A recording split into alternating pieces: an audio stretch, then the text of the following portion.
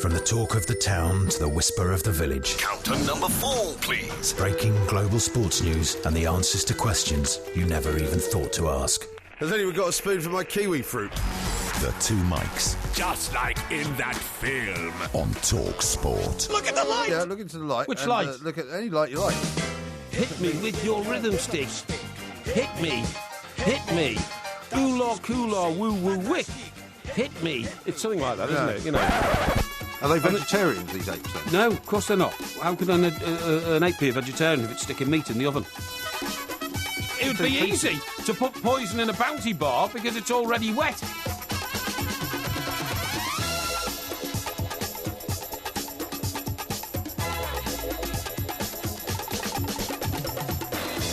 TalkSport Extra Time. We are the two mics, and I'm delighted to say it's time to say a very, very good morning to a very warm-looking Mr. Mike Porky Parry. Very good morning to you, Mr. Parry.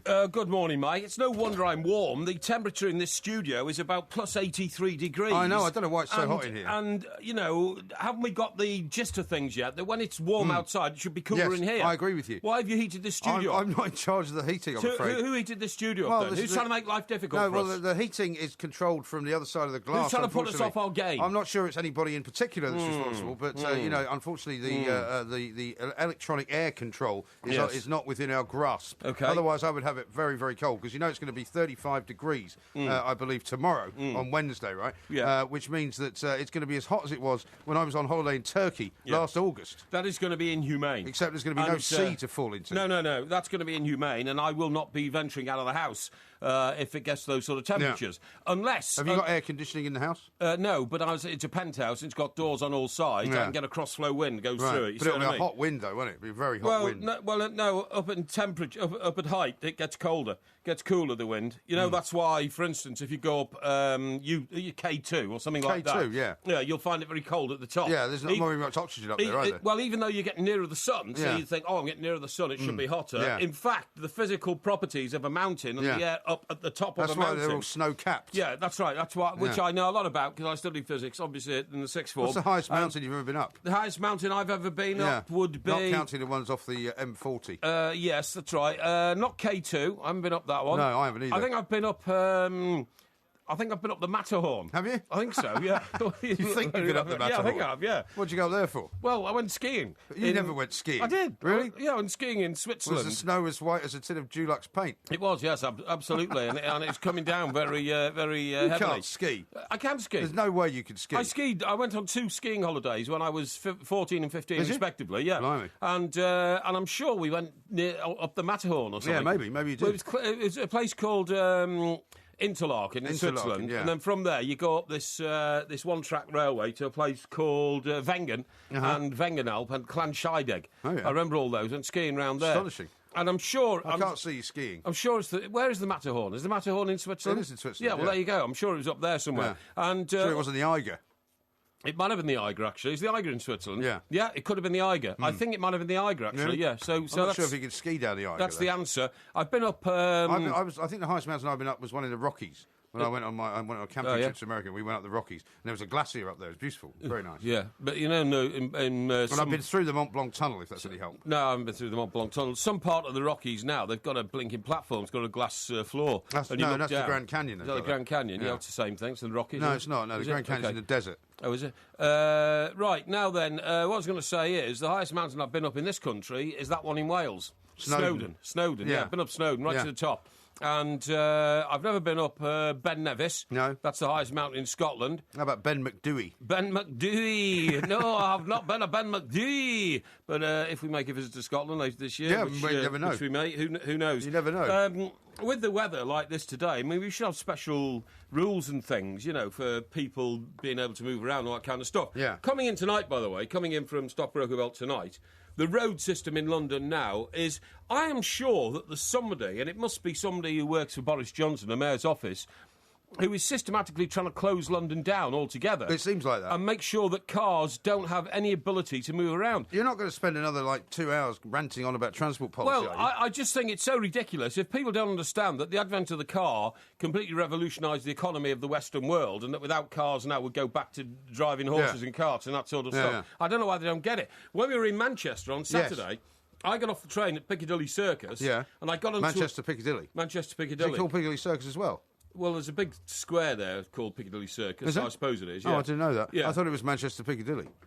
Yeah, it is Manchester Piccadilly, Right. but it's got a square. 'Cause I know that because I went to Wetherspoons for my breakfast. Of course I you told did. You, No, you didn't mention that, Yeah, no. exactly. And well, Of course you did. Well, the Holiday Inn wanted to charge us £17 for Well, breakfast. I've got something to tell. I've got a story to tell you about Right, that, but I'll right. tell you that in a moment. Anyway, the answer. So so I get on this tram. Yeah. And this tram's very efficient. Right. It actually works. Yeah. It takes me out to Salford Quays where Right. we were staying at the Holiday Inn, Yeah. and to the theatre, which is a great theatre by the way, isn't it? The Lowry Theatre, Yes, it wonderful was. theatre. Thank you Fantastic. to everybody there for the hospitality. Thank you to everybody who came to watch us. It was absolutely brilliant. But that tram system works very well. Yeah. But it's a newly built tram system which jinks around between old canals and Yeah. quays and all that kind of stuff. Right. So it's perfect Yeah. to be built into a new ecosystem. Sure. But you can't introduce an ecosystem like all cycling lanes into a city like London that hasn't had them for No, I the know past that. 10,000 years. I know that, but it's not just about the cycling. There's something else going on because Yeah. I'm like you. I mean, I had to manoeuvre my way back through Exactly. London from Yeah. the north of London where I'd stopped off. I had another engagement actually on Yes. Sunday afternoon. Yes. How did that which,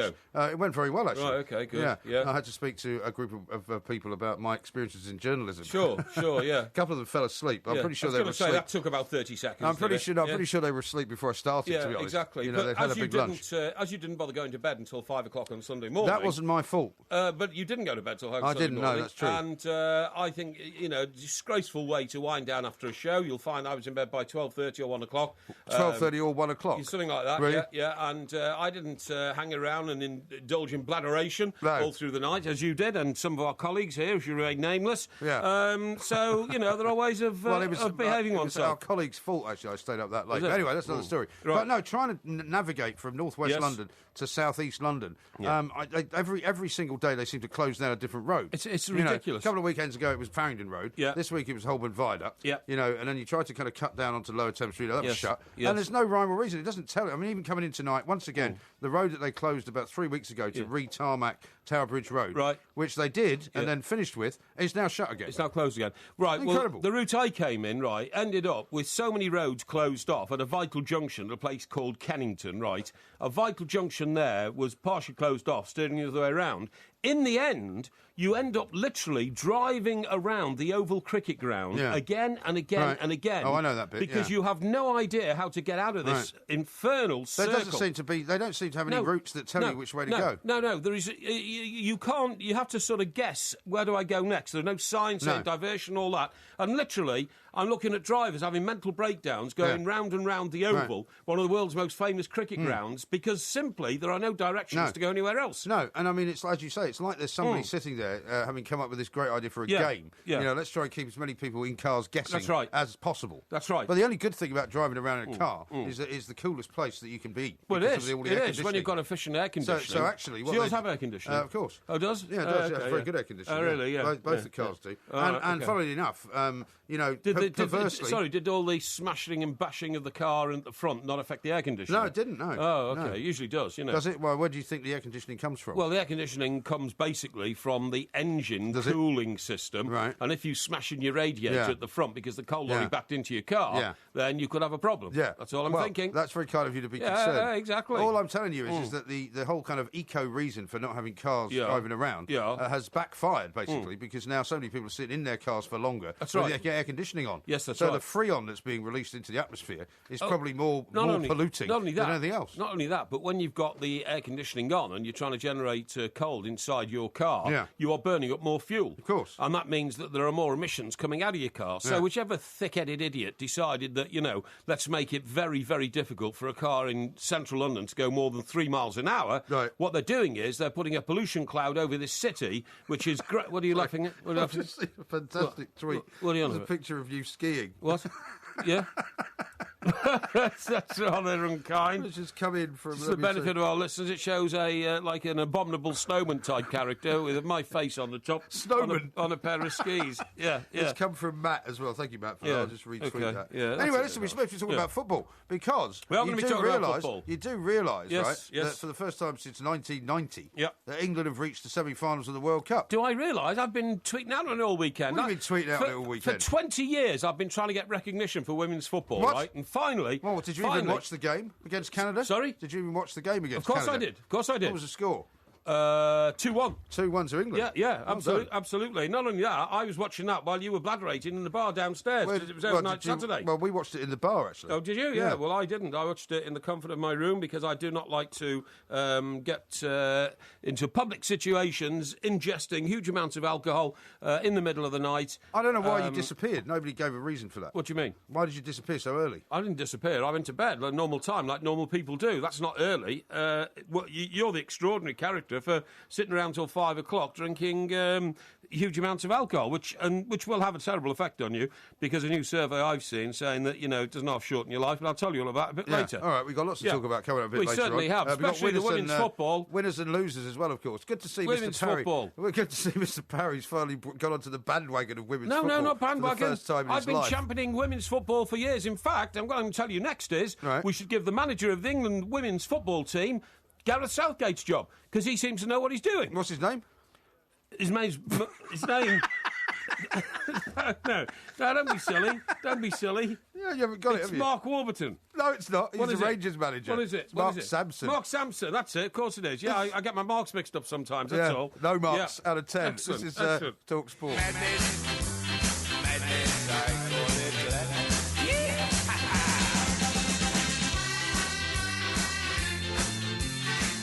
This is TalkSport Extra Time. I'm Mike Graham. Mike Parry is here. We are the two Mikes, of course. There will be a podcast coming out a little bit later on, and we're all very excited about the World Cup over in Canada. Surely are. Where England's women beat the Canadian women, who, of course, are the hosts, right, by 2 goals to 1. Yeah. But there's a massive game coming up, isn't there? Japan. On Wednesday night, which will be live during our show, I believe. Well, the second half will. We start at 1 o'clock. That says the second half. That's Thursday AM, right? Yes. And it'd be very, very exciting. We'll be watching it for the audience out there and with the audience out there. Yeah. That'll be terrifically exciting. As I say, old Mark Sampson, you look at his record there. Why not give him a chance to run the under-21s? Well, why not give him a go the whole hog and give him the senior team? Well, give him the under-21s first and see what he makes of that. But it is fantastic. But what you quite about that rightly statistic say. I read out earlier? That 25 years since we got to a semi-final. No, not that one. Yes, No, wait yes. until I finish Which the other one? sentence. Which The other one one? about how Wayne Rooney earns more in 2 weeks than the entire England women's team earn in a year. Well, that doesn't surprise me. Well, yeah, but doesn't that put things into perspective? Not really. They're still hungry, right? Yeah. They want to win something.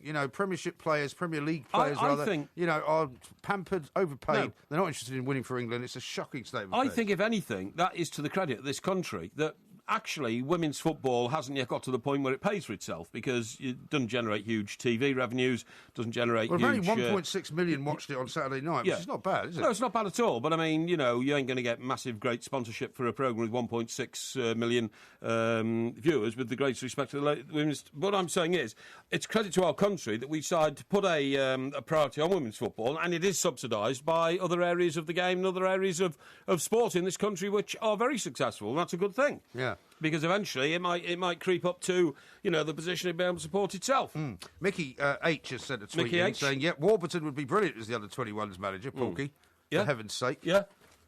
Warburton. Warburton or Sampson? Yes, no, he's saying Get Warburton. this right. It was only a mental hiccup for a second or two. We've been off the air for 3 days. We've been on the road. Yeah. We come back now. I'm not going to be held up to ridicule for getting a couple of facts wrong. No, I got first name right. Yeah. I only know What him did as you Mark. particularly like only about? know him as Mark. What did you particularly like about the way England played on Saturday night? I like the fact that they are not afraid to use a long ball, because everybody says, you can't be a long ball merchant and all that. But those girls are so adept at getting up to balls in the area and using that attribute, that strength of height, and they had no shame in it. And that's a brilliant idea, and we should filter that back into other areas of football, in my view. Yeah, and what about the goals? The goals are brilliant. Yeah. No, I mean, they were brilliant, and I was very pleased for it.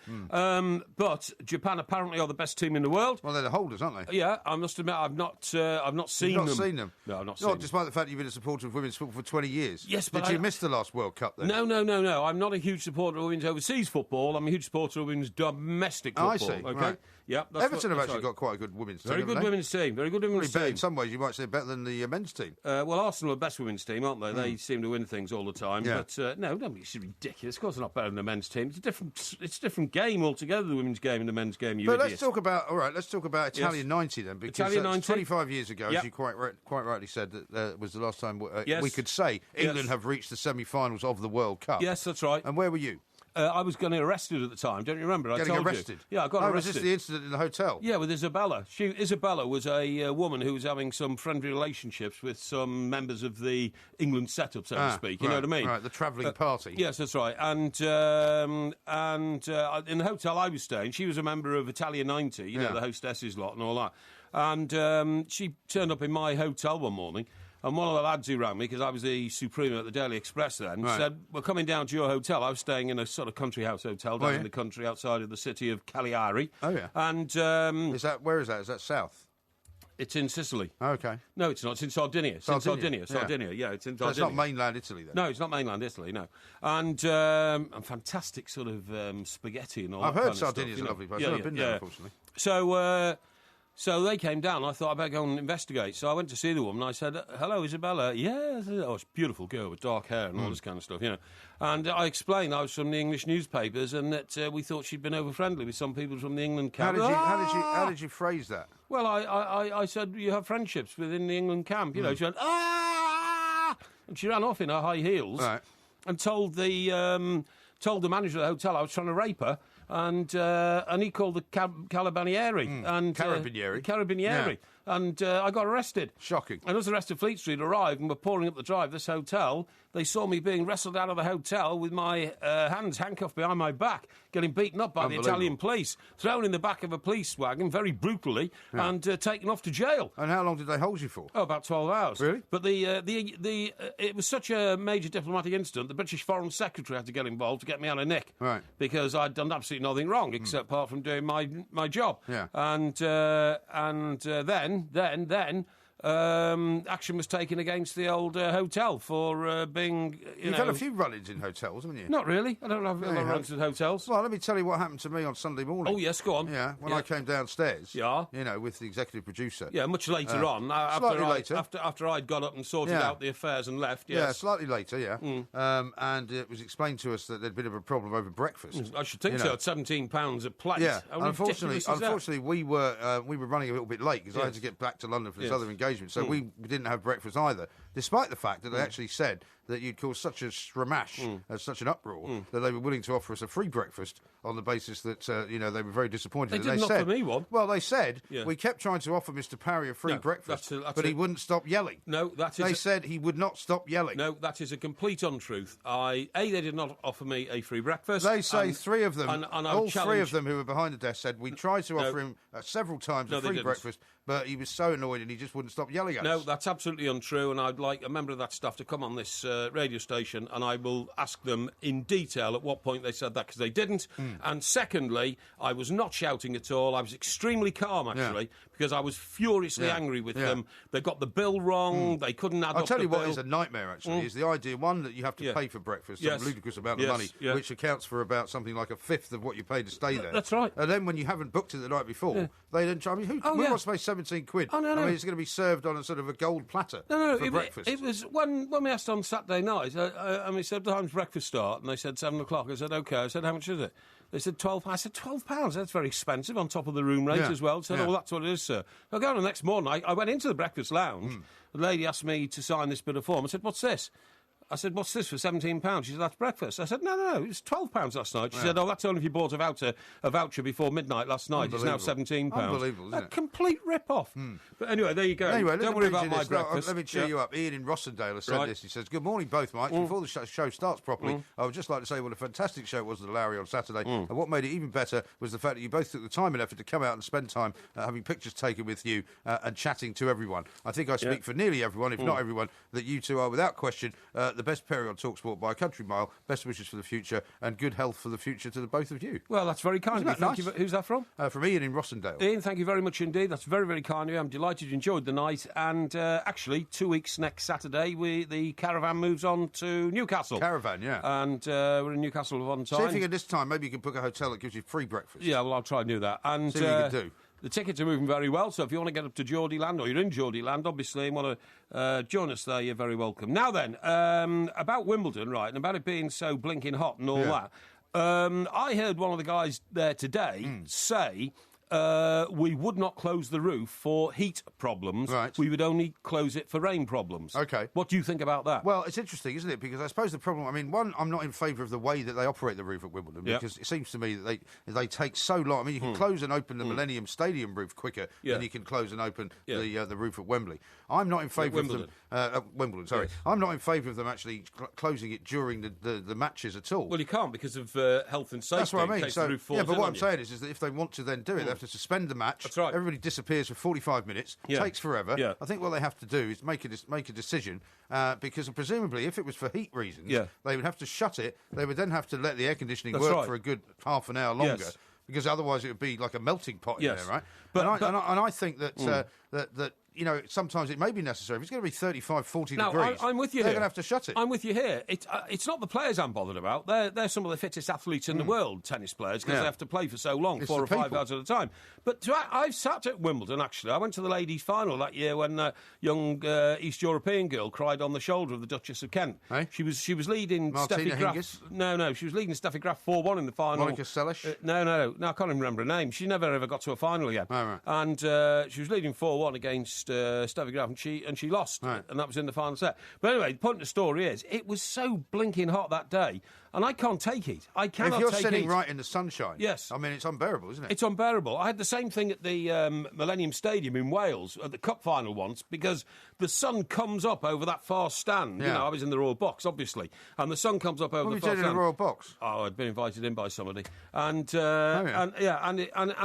it was dazzling, but it was also very, very hot. At first, I took off my jacket, and then I was like a dog locked in a car. I was panting, and what are you laughing at? What a horrible sight that must have been. No. You must have looked like you did that time with the Head and Chickens when you had the heat under the lights. It looked like you were melting. Yeah, maybe. And Jana Novotná has been suggested as a possible name. Novotná is the girl. I think that's her. Yeah. By the way, we're going back to the Head and Chickens a week on Yeah, Friday. we are, yeah. How about this from Heddy? Heddy says, if Porky went to bed at 12:30, how did he manage to see the game, which began at 12:30? Yes. That's from Dr. John in Leeds. Because I was, in fact, in bed but watching the game. Oh, were you? See what I mean? Oh, OK. Yeah, so you didn't go to sleep at 12:30?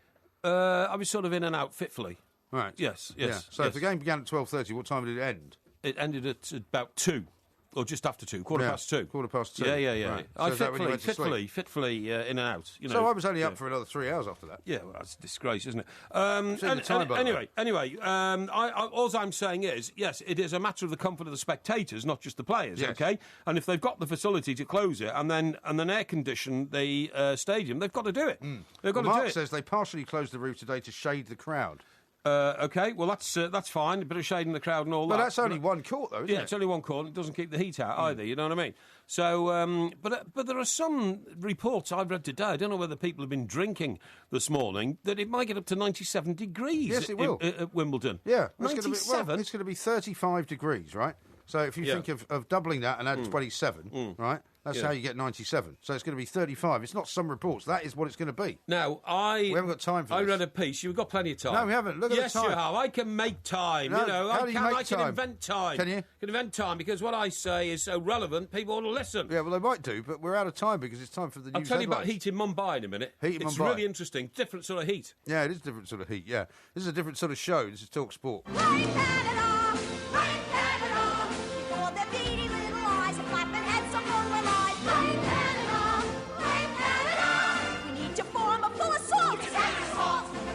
England are through to the World Cup semi-finals for the first time since 1990 in Italy, of course. And while we're not blaming Canada at all. Certainly, the Canadians are blaming Canada. They were expecting to go on and win the tournament. They got knocked out in the quarterfinals by England. We're going to talk to Lindsay Hooper, a Talk Sport aficionado and a colleague of ours who's now out there covering the tournament. Lindsay, very good morning to you and welcome.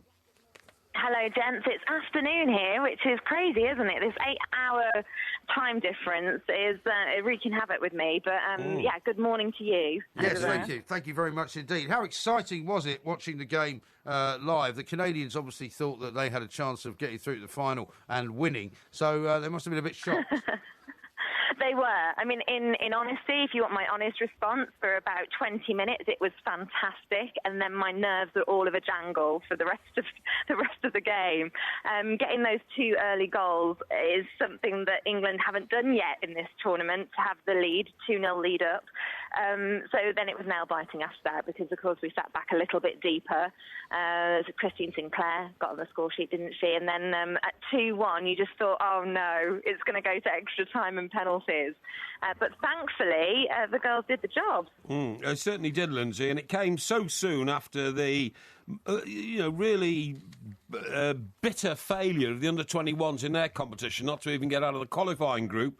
You've given the whole of the sporting world a shot in the arm here, and even now, people are suggesting that Mark Sampson, might be eligible now to maybe go and take over Gareth Southgate's job in the under-21 men's team. It is crazy, isn't it, what can happen in just a short space of time? Yes. I think after the France game, he was maybe being scrutinised for his tactics. Had he gone into that France game really a little bit naively? But since then, you have to say that he's made some brilliant decisions. Substitutions-wise, I have not seen in women's football the sort of impact that he's made. Yep. Looking at the last game, Jill Scott, Jodie Taylor against Norway, and they both got a start off the back of that performance. Absolutely. He's been brilliant, really good. Yeah, and a credit to us all. Now, the situation coming up, of course, with the next game is that we're not expected to win this, but then we weren't expected to win against Canada. So what realistically is the position regarding our chances of making the final? Well, Japan are the reigning champions, so we do go into this one as underdogs, which is a good tag to have, I think, for England. Because they weren't against Canada. It was 6th in the world versus 8th in the world, so people were expecting England to do well against the host, even though they were the host country. Yep. I think chances-wise, right, you know what, if it had all stopped at the Netherlands game with Japan, I'd have said, oh no, let's just go enjoy it, have a great day out. Yes. But that performance against Australia has given so many people hope, and I'm sure that Mark Sampson right now is looking at that performance and trying to unstitch it, and he's trying to work out exactly how England can get something from this game. Yeah.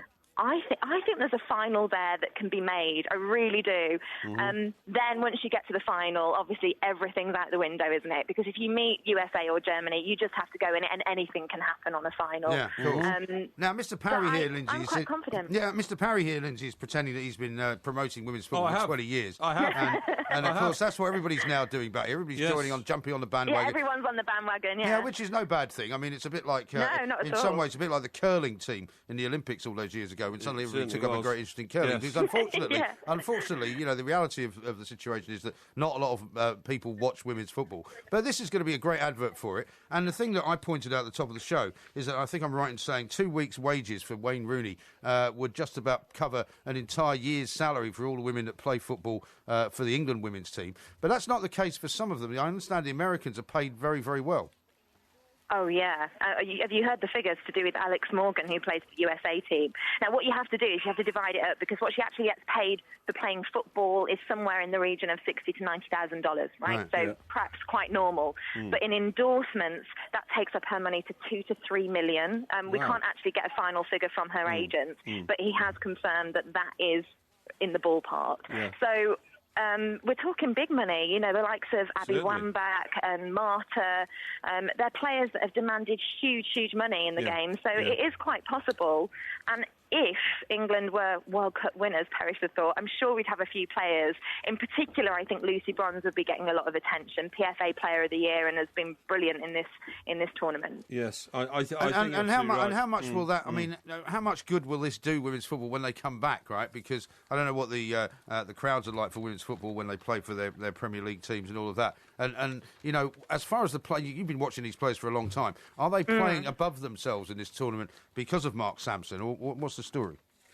Well, I mean, I've presented some shows in women's football for the last 4 years, and I think the improvement over those 4 years has been pretty dramatic. The creation of the WSL 1 and 2, that, you know, the sort of target to know that you can get promoted or relegated, those incentives have been key, I think, to the development of the game. But also, let's credit the younger girls coming through and the work that the FA and different development coaches have done in getting the younger generation through. Because you look at some of the young girls in this England squad, Alex Greenwood in particular, particular, I can think she's the youngest member, along with Frank Kirby, not far behind her. It's actually Frank Kirby's birthday today. And they've just really matured, and they've got a really good head when they're playing on such a big world stage. So I think credit has to go to all the staff behind the scenes that have worked with them. I think the scope is massive now. I think it's got the exposure it needs. I think you'll find there'll be more sponsors jumping on board. We've already seen this collaboration for the FA Women's Cup final, so that's going to have the crowds in. What I would hope will happen is that will now filter through to the domestic league, because the crowds there, that you're talking about 1,000 for Arsenal ladies, and I'd like to see that increase.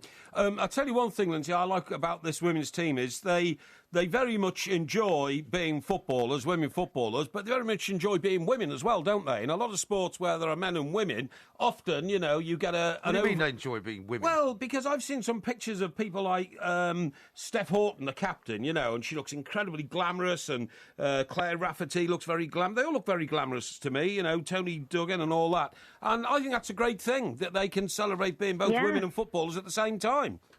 Well, they don't have to apologise for being good at sport, do they? No. And I think the main thing is they can be who they are, and they can inspire some young girls to want to look athletic and have that appearance, and create new role models, which I think is really important. I mean, can you imagine? But here's just part of the problem, though, Lindsay. I mean, you know, Parry's a lot older than me, and so he comes from a different generation. No, I'm not a lot older than him. I'm the same age as him. No, I don't think so. I think so. Anyway, the point is that you wouldn't say, you know, the thing I really like about watching England when they play football is, you know, they're not, they enjoy playing football, but they also enjoy being men. You would never say that. No. I'm talking about off the pitch, where I'm talking about off the pitch. So often, you know, you can get an over-physical sort of attitude towards sport if women are competing with men and all that. That's not the case here at all. I mean, as I say, What, you mean you like the fact that they look feminine? As opposed to like a Russian shot putter. Why not? Is that what you mean? Why not? Why not? Just say what you mean? Well, let's rescue you a bit here, because I don't need rescuing. I don't need rescuing.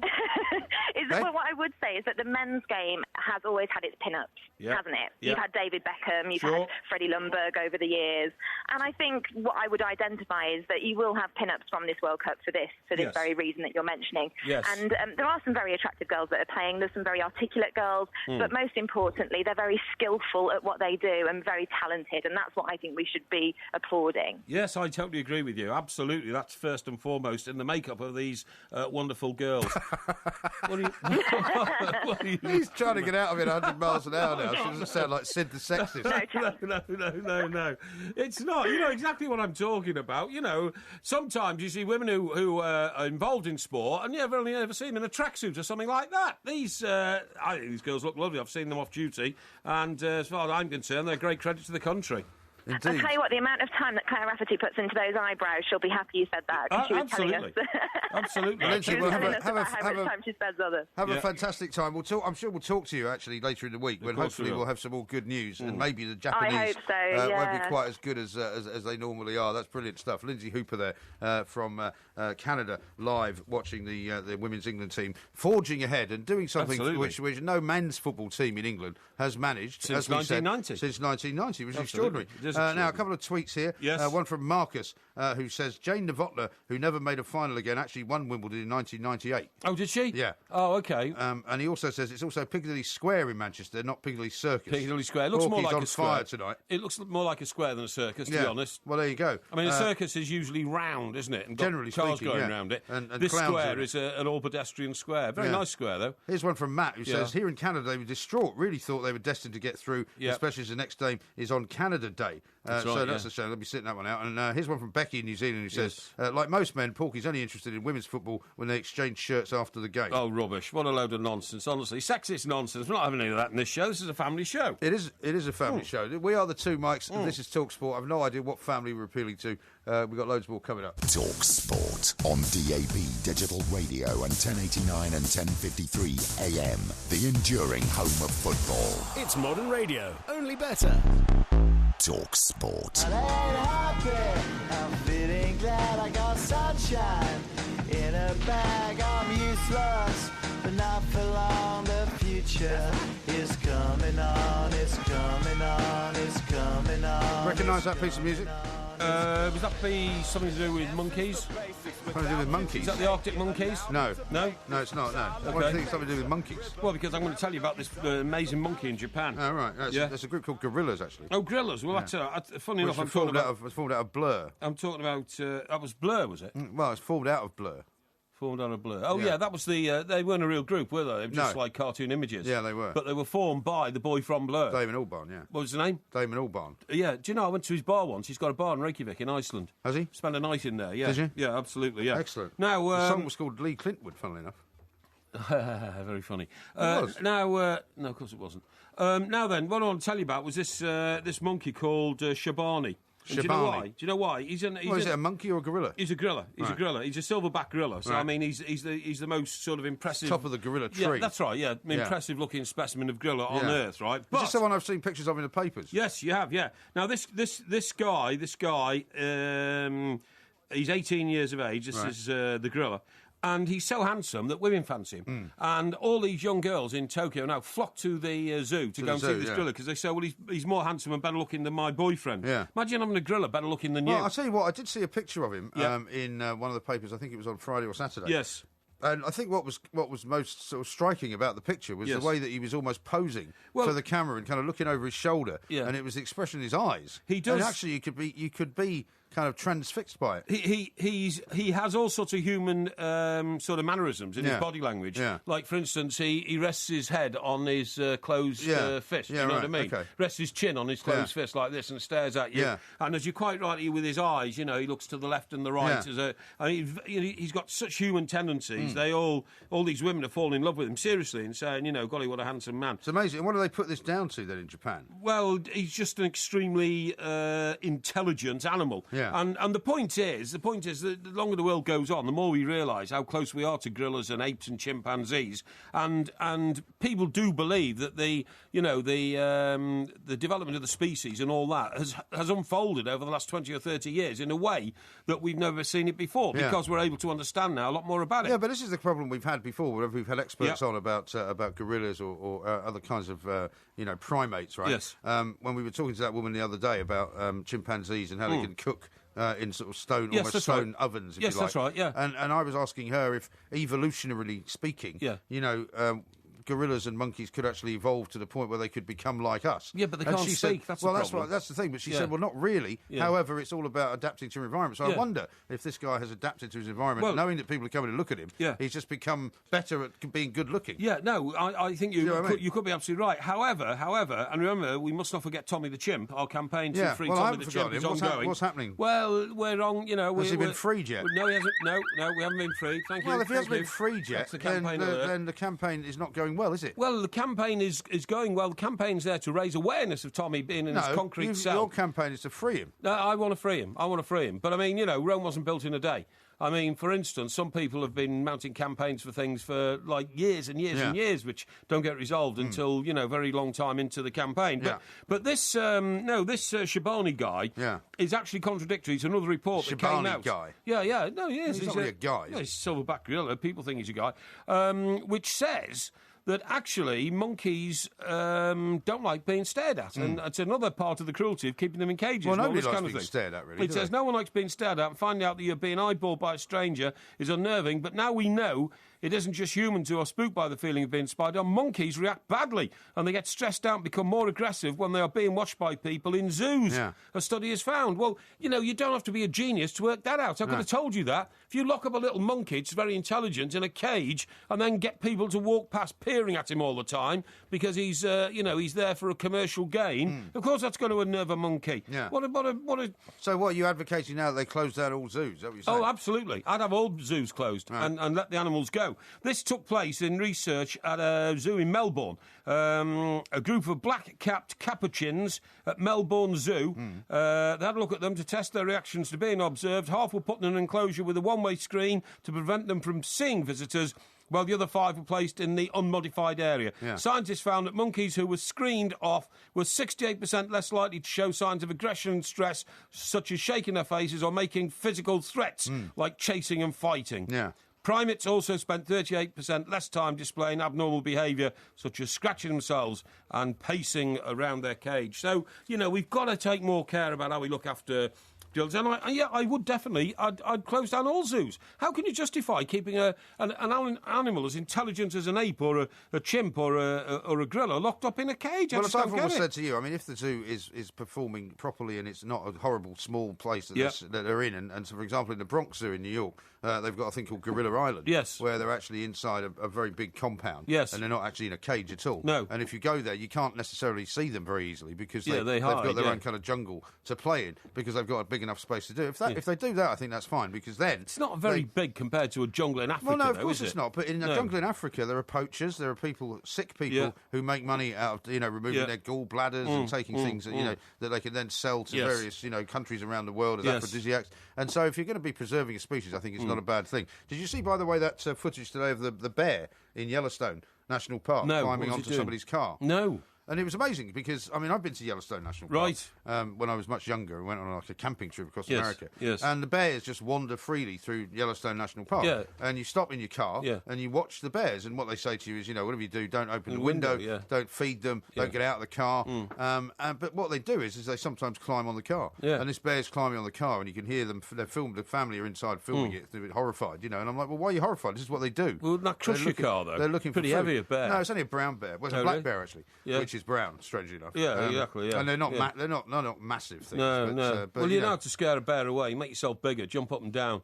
Use 2 twigs to make your hands longer and put a towel on them and then walk around flapping the towel. Yeah. And you'll be all right. I remember you telling us that particular way of getting rid of why are you saying that with a smirk on your face? Because people found it very amusing. Oh, really? The way that you tried to... I tell people how to save their lives in a... Well, it wasn't very convincing. In a do-or-die situation when death could be just around the corner. Yeah, it wasn't very convincing. What people found amusing, and I found this appalling, really, considering I was trying to save life and limb, was when I described how the bear just puts his foot on your stomach, then turns you over, puts his foot on your back. And claws your buttocks. And claws your buttocks, because that's the meaty part of a human being, which they like to eat, That's like the breast meat on a chicken or something like that, you know what I mean? Exactly right. And people took that the wrong way. Getting back to chimps, by the way, I was going to tell you about another report. Yeah, go on. Chimps have a sense of right and wrong very similar to human morality. Yeah. This is another study I found over the weekend. Whose human morality? Not yours. Yeah, mine. You don't really... I've got lots of human... You haven't got a great sense of right and wrong. I certainly have. You have not? I certainly have. Well, how many wrong things have you done in your life? Not many. Really? Not many at all. Do you want us to read the rap sheet? No. One day we'll actually have to come up with that for you. Excuse me. Air conditioning. The stealing of a car that belonged to somebody else. No. The stealing of a scooter that belonged to somebody else. No. The ripping off of the local butchers, bakers and candlestick makers when you work for them.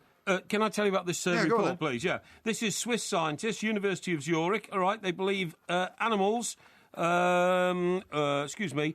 They showed some chimps. Yeah. A picture of a baby chimp being killed, being set upon by other chimps in a compound, and it was visible that there was distress. Yeah. They were distressed at this, and they have huge empathy and human morality feelings like we do, and that is another. Well, if they had morality, well, why were they killing the baby chimp in the first place? Well, no, that was a group of renegade chimps who set upon this poor little chimp. Yeah. But the good chimps, the chimps. Well, so you think there are good chimps and bad chimps? Of course, there's good chimps and bad chimps. There's good humans and bad humans. There's good dogs and bad dogs. Okay, so how do you know it's a good chimp or a bad chimp? Did you see that terrible story about the woman who's she's the wife of a retired footballer who took a dog to the parlour, the beauty parlour, because they have beauty parlours in Cheshire for dogs where a lot of footballers live, and they put the dog in the dryer. They left it in there too long. The dog died. What, like a tumble dryer? Yeah, it's not a tumble dryer. It's like a glass cage which they put the dog in to dry it. Seriously, and the woman, turned her back or something, went away. The poor dog was pouring at the door. Horrendous. And then when they opened the door, the dog was dead. That's awful. I know, it was terrible. That's all for the vanity of looking after a dog. It's terrible, shocking. Isn't it? I'll tell you a strange thing that happened to me today. Oh yes. I ordered some food. No. Was that meal number 1, 2, 3, 4, or 5 today? No, it was food to cook, actually. Oh, food to cook. I know that when you say to you, I ordered food, all you assume is that it was a curry or a Chinese or fish and chips or something like that. That's what you're up to, usually. No, not at all. No, I cook. Hang on, excuse me. You forget I cook. No, you hang on. forget that I cook. I thought you told me you didn't go to bed until very late on Sunday morning because you were waiting for your takeaway kebab. That's is that true. right? That is true, Well, there you go. How can you contradict yourself like this? You speak utter nonsense. No, well, the reason I was eating from a late-night night kebab shop because that's all you could get at 4 o'clock in the morning, right? Well, the if Holiday you'd Inn got home kitchen on was time, closed down. if you'd Hang got on, home on the time. Holiday Inn kitchen was closed down. I didn't have a kitchen in my room. Yes. I didn't have a fridge in my room in order to, cook myself a nice paella, right? Right. However, what I was doing was I was ordering food Yes. from one of the local supermarkets, Yes. right? And a few bottles of wine, to stock up. So they brought it, right? And there was a problem with my door last couple of weeks downstairs. What door? Oh, the when outside you buzz door. people in, yeah. Right. And it worked fine last night, but this morning it didn't work, right? So you had to go And down. So I said to the guy, well, don't worry, I'll come down. Yeah. Open the door, and there's a guy there about the same age as me, I suppose, right? Yeah. And he Like says, sort of well over 50. I wouldn't go there if I were you. No. You want to do the age thing? No, We can do it. no. I don't remember the first atom bomb that got blown up over Nagasaki. Really? Yeah. Here's the thing. He says to me, Because you weren't sitting on top of it. yeah, Anyway, thank go you. on, See, yeah. he turned nasty. He says to me, do you mind helping me with the 2 heavy ones? And I went, and I thought, well, all right, Yes. since I've come all this way Yeah. down, it makes no sense for me not to carry something back up. So, you have a lift, by the way? No, right. 3 flights of stairs. Oh, blimey. Big 6 bottles of water, 6 2-litre bottles of water, quite heavy, and the wine, right? So I'm carrying those. And he says, the thing is, I've got a hernia. He's got a hernia. And I said, shouldn't he get another job then? Well, I said, is that as a result of this job you're doing? Yeah. And he went, well, yeah. And he said, and also a couple of the other jobs I've been doing as well. And it's not his fault. I don't want to give the guy a hard time. No. But I'm thinking to myself, why are they sending out a guy with a hernia Exactly, to carry I stuff totally upstairs? agree. And he said, the thing Madness. is, a lot of people don't have lifts. I said, this is Britain. A lot of people don't have lifts. You've got a hernia. Yeah. And he then fell up the stairs with the other 2 bags that he was carrying. No. And we didn't damage your goods. Well, luckily, I don't order eggs from them anymore because they always get smashed. Oh, dear. And he literally fell on all fours. Yeah. And I'm thinking to myself, where did they find this man guy? Some sort of a, invalid or something. Well, exactly. So you didn't want to give him a hard time. And I was like, what is going on here? Why would you send this guy out? Yeah. And this is one of the upmarket, like delivery services as well. Like Waitrose or something. Well, I wasn't going to give the name out. No, well, is it Waitrose? Don't give the name out. Oh, all right, It's okay, Ocado, actually, yeah. Okay, Ocado. And I thought to myself, Yes. this is bonkers. And of I course wondred it if I is. should ring and complain and not say to get, not to Yeah. get the guy put out of a No. job, but just to say, do you realise that you've got people out here who are, medically damaged as a Exactly. result of the job you're giving them to do? Exactly. And they're still delivering food. Unbelievable. Incredible. Unbelievable. Listen, what do you think about this idea that Djokovic and Boris Becker coach each other on the... I wanted to talk to you about this because I knew that you would have a sort of affinity with the story because cheating, obviously, is second nature to you. No, it's not about cheating. Cheating is second nature to you, No, right? it's not about cheating. The rules regarding this particular situation. I heard Barry Flatman talking earlier on the Sports Bar, and he was saying, Yes. well, of course, it's been going on for years. Everybody sort of looks at their coach and there's a nudge and a wink. Sure.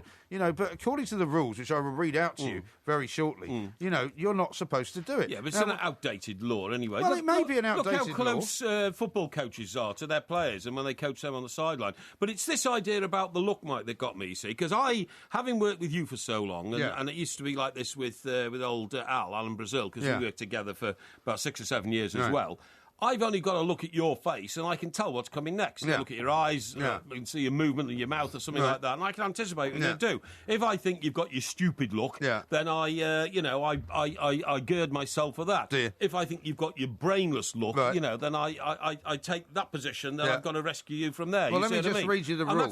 And that's the same sort of body language, eye-type connection, I should imagine, between Djokovic and Becker. Well, I know that you don't adhere to laws and rules because you're always breaking them, but Section 8, subsection I of the Grand Slam rulebook says players shall not receive coaching during a tournament match. Communications of any kind, audible or visible, between a player and a coach may be construed as coaching, and coaching is not allowed. Yeah, well, how can you possibly be coaching when you just look at somebody? That's utterly ridiculous. They could have a preset. What you mean? You mean he scratches his nose on the left, and that means like they do in baseball. Start serving onto the far side of the. You've seen him do that in baseball. He puts 2 fingers on his left arm or something like that. Means throw a fastball. Well, what about when the footballers are holding their hands up at corners to tell them where they're going to put the ball and all that kind of stuff? That's not against the rules. No. This is against the rules. Well, it shouldn't be. It shouldn't be. Change the rules. Well, that's what a surprise. Mike Parry's in Yeah. favour of cheating at tennis. I'm not in favour of cheating. Comes as no surprise to me. I'm not in favour of cheating at all. I'm in favour of the best players getting the best possible opportunity to win the tournament. And cheating. Because that's what they should do. That's the way that the game stands up. Look at the time. Never mind about the time. This is is TalkSport Extra Time. We are the two mics. There will be a podcast coming out a little while later this morning, of course, and we'll continue this conversation we've got about cheating going on. Well, let me just read you a couple of tweets and texts that we've got here. Here's one from Ian in Folkestone, who's got some ideas for how to cool your house down. Right. He says, cool your house by shutting curtains and windows where the sun is shining and opening windows that are in the shade. Trust me, you will feel the cooling breeze as the hot and cool air try to equalise. It's thermodynamics. Thermodynamics, What do you make of that? Quite like that. Yeah, it's a bit like when you go to Yeah. India and you see the way that they used to use kind of mosaic tiles Yes. in the marble, a place like the Yes. Taj Mahal. Yes. Because they did it to diffract the air. Because if the air can go through smaller holes, Yes. apparently it cools it down. Right. And they used to run water through the palaces as well, and that was Really? what cooled everybody down. You know what the Taj Mahal is, don't you? Yes, I do. What is it? Well, I can't say what it was once described to me as, Right. but it was erected, if you don't mind me using that word, Yeah. as a sort of a shrine to the woman, the love. That's right. Of the. It's a mausoleum. It is a mausoleum. It's a mausoleum, it's not a church. And do you know the only? No, of course it's not a church. No. I know it's not a church because the centrepiece of the whole thing. Is the resting place. Yes. Of Shah Jahan's wife. That's right, absolutely. But do you know what the only thing in there that isn't symmetrical is? No. Because when you look at it, I mean, Yes. literally everything is symmetrical. That's right. And you've got that famous picture of Diana sitting there. The only thing that's not symmetrical is next to her body, Yes. which is the centrepiece of this whole circle, Yes. is his body, because he also wanted to be buried Right. next to her. So it looks weird because his kind of coffin Yes. is next to hers, and it's the only thing that's not symmetrical in the whole building. Really? Isn't that interesting? Well, how I could can you get see a you're glazing over. How could you get a symmetrical coffin? You'd have to have them lying in a curve. Well, no, you couldn't. No, the only thing you could have done was Yeah. to put him on top of her. What I'm saying is that it's out of place because when you go inside, have you been inside it? No. Have you never been there? No, of course I Well, haven't. why are you telling me things that you don't know what you're talking No, about? I do know what I'm talking about. It's just that I don't know why why did we start talking about the Taj Mahal? Because you start talking about India. No, Now- because one of the reasons that the Taj Mahal was not only a magnificent building, but all the buildings that were built during the Mughal era Yes. in India was before, obviously, they had air conditioning. Yes. But they had their own air conditioning because they made these little kind of mosaic type ways, windows, Right. and it cooled the air so that when you went inside, it was cooler than it was outside. Yeah, how come then? Well, I've just told you, No, you sort of, haven't. it makes the hot air being forced through small holes makes Yes. it cooler. Does it? Yeah. Really? So if you've got why haven't other people picked this up in places like, Saudi Arabia and all that? Well, they don't need to because they've got air conditioning now. Oh, I see, right. Now, I was going to say I to haven't you... finished reading the messages out. Right, OK, go on. Here's one from Dave. Mike, Yeah. do you think the FA will pay the England women more money now and promote their football on TV, etc., now that they're in a semi-final of the World Cup? I think they deserve it. Well, they deserve recognition for their success, that is for sure. Right, I've got one here. OK, Porky, the highest mountain you've ever been up is the Stadio Olimpico, which you fell off in Rome. Incidentally, yes. down the hill too. When you That's fell true. down the hill. I did fall off a mountain. Now then, here we go. It says Manchester and Chester, so much less traffic and nicer than London. Move TalkSport up here at the two mics, says Stephen. Well, Stephen, it's certainly true to say that it was less congested. Oh, God, I couldn't agree with you more. The sheer relief of moving around in a city like Manchester compared to London was a joy. Although apparently there was a massive cycling event in Manchester on Sunday, which a couple of people complained to me about Oh, was there? afterwards. Yeah. Oh, I didn't know so about had we that. left a little bit later on, you might have had trouble getting out. Right, now, you go on about gerrymandering and say that it's all me, right? I don't go on about gerrymandering. Yes, you do. No, the you cheating. do. I go on You're about the one that goes gerrymandering. on Yeah, about yeah, that. but you go on about me cheating and being we have evidence of it. a liar and all this kind of stuff. Now, let me ask you this. Why have you suddenly triggered the vote for the winners and losers tonight already? I have not triggered People it. are already voting. I haven't triggered it. Yeah, I've got one here from William. He says, can you ask old MG why some people have started voting for MG? Is MG already gerrymandering the vote in winners and losers? No, I don't think so. I think so, because Well, I'm going to have favourites again tonight. You know that, don't you? It says here, right, here's the tweet I sent out 1 hour ago, right? It says, winners and losers tonight, voting opens as soon as the competition closes. Yes. And there are 2 votes, one a retweet and one a favourite. Yeah, and I'm going to So- be favourite again. Well, nobody's voted yet, so No? I mean, there's only 2 votes. well, I think you're so hiding. it's another one of your followers, right? I think who you're no hiding doubt, something. Who no doubt is in collusion with you, who's trying to make out that the voting has started. The I voting think you're will hiding not something. be counted until after the end of the competition, Yeah, well, which we'll will see. be in approximately an hour and a half's time. Now, how about this? Yeah. From Nick in Devon, who says the best thing that's happened at Wimbledon is the centre court roof, so there's no chance of Cliff Richard ever singing. Yeah, well, it's true. I was there that day. He sang, by the way. Right, now then, then Darren says, very kindly, he says, Mike, I think you meant the Jungfrau Joch in Wengen. The Matterhorn is in Zermatt. Keep up the good work, guys. Great show. So that's just a bit of geographical correctioning. OK, and Robin Peterborough says, I know this is a bit early, but maybe Mr Parry can suggest 3 to back in the Open at St Andrews. I find his advice invaluable. It means I can immediately eradicate his fancies as likely contenders, such as the power of the curse of Porky. That's a bit harsh. Well, I mean, there is evidence for that as well, you'd have to say. No, there's not. It's obvious, isn't it? I mean, as soon as you started talking about Lewis Hamilton and how he was going to win a Grand Prix, literally as we spoke, his engine blew up. No, right? well, that wasn't my fault. When you said John Stones was going to be the centrepiece of the bedrock of England under-21 team, he immediately got injured. But he still had concussion. No, but he didn't have concussion before you said that. Then he had concussion and missed the first 2 games. Yeah. And then he came back and was rubbish. Yeah, but he's still concussed, I'm sure of that. Now, here's one from Chase. Can we get an update, please, on Porky's blue tick campaign? It's dragging out longer than Raheem Sterling's transfer. Well, it's still underway. Don't worry about that. I must check up on that tomorrow. Have they sent you any kind of documentation asking you some questions or anything to try and figure out whether you are indeed legitimate? No, my agent is dealing with it, so I don't have a problem. Really? Okay. Your agents? Yeah, no problem at all. Okay. Now, listen, I want to tell you something which is going to appear in tomorrow morning's papers, and that is an exclusive picture and plan of the renovated Stamford Bridge. How about that? Oh, what? You mean they've actually got an artist's impression of what it's going to look like? Yes, they have, yeah. Chelsea owner Roman Abramovich will unveil his remarkable vision for the future of the Premier League champions today at the start of a 3-day public consultation at Stamford Bridge. Oh, yeah. I thought they couldn't rebuild on that ground because of the railway line so close by. Well, I think is this not what they were saying a couple of weeks ago, that all kind of avenues to try and move somewhere else have been exhausted? Yes. And so now they're going to have to basically dig down into where they are. And you said to me that would be difficult because they've got underground car parks and stuff going on. Yeah, well, I suppose they can get rid of those. A frustrating decade in which Abramovich examined a number of fanciful proposed alternative sites, including Earls Court, Battersea Power Station, White City and Chelsea and Westminster Hospital, that none proved feasible. The only winners being those who collected the numerous consultancy fees. His eureka moment has led to his hand-picked group working for 2 years towards the first consultancy exercise which will take place in the East Stand. So they're going to rebuild on the site they've got now. Well, they'll have to move out for 3 years. Yeah, they will. Probably to Wembley or even... Or Twickenham. Absolutely right. But the locals in Twickenham are not keen, are they? The locals are saying, we don't fancy that because we don't want all those sort of rowdy football fans coming down here. Exactly. They've been accused of NIMBYism, a bit like your good self. Yes, that's absolutely right. Do you know why it's called Stamford Bridge? Because in the 1400s there was a bridge there called Stamford Bridge. Do you know where the original Stamford Bridge is? Stamford is in... it's in north Cheshire, of England, isn't it? There's a Stamford Bridge in Cheshire, because I used to live there, just outside Chester, but there was a Battle of Stamford Bridge in Lincolnshire. Stamford Bridge was on the other side of the country. Yeah, there's a Battle of Stamford Bridge because in that was where the Vikings fought, wasn't it? That's right, absolutely. Because one of the reasons that King Harold was apparently sort of bereft when he got down to fight the Norman invasion in the south of England was they'd just come from Stamford Bridge. Just come from the Battle of Stamford Bridge, that's absolutely right.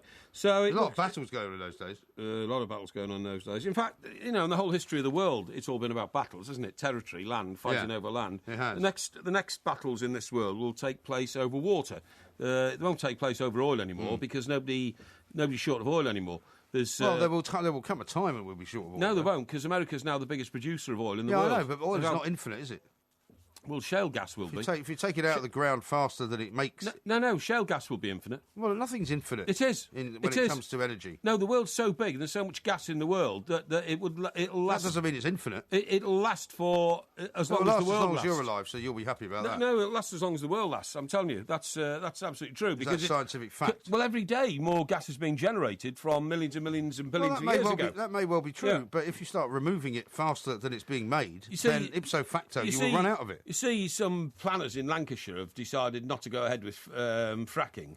And, I mean, that could have revolutionised the British economy. We could have become self-sufficient in power. No need to rely on the Middle East, on Russia, or on American imports. We could have had all our own. But a small group of people in Lancashire have decided that they don't want fracking. Right. And I don't think it's for all these reasons. Well, there's a lot of people who don't fancy the idea of fracking. Well, they don't fancy it because they say, it could produce earthquakes and it could poison the water and all that. I don't believe all that. I think it's a political thing. I think they see fracking as the future, and they want to sort of, they've got a lot of these medieval ideas like bicycles instead of cars and all that kind of stuff. They want to hold the progress of the world back, certainly, in my view. Certainly the two sides are broken down, you would have to say, roughly on left and right, aren't they? Yeah, I suppose so. That's so, when you see the people who are demonstrating against fracking, they do tend to be those people who demonstrate against everything. Do you think Chelsea will fill a 60,000-seater stadium every week? Yes. Do you? Of course they will. Yeah, I think they probably will. They've got No very question. wealthy fans, haven't they? Yeah. So they can afford it. Well, they've got massive. I mean, they've got massive sort of reserves of fans. I mean, yes, they have. Yes. You know, if they've got 32,000 there at the moment, or 36,000. About 36. Yeah. It is, I It's mean, not big enough for a club of their No, ambitions. I think they could easily double that. Yeah. This is Talk Sport. We are the two mics.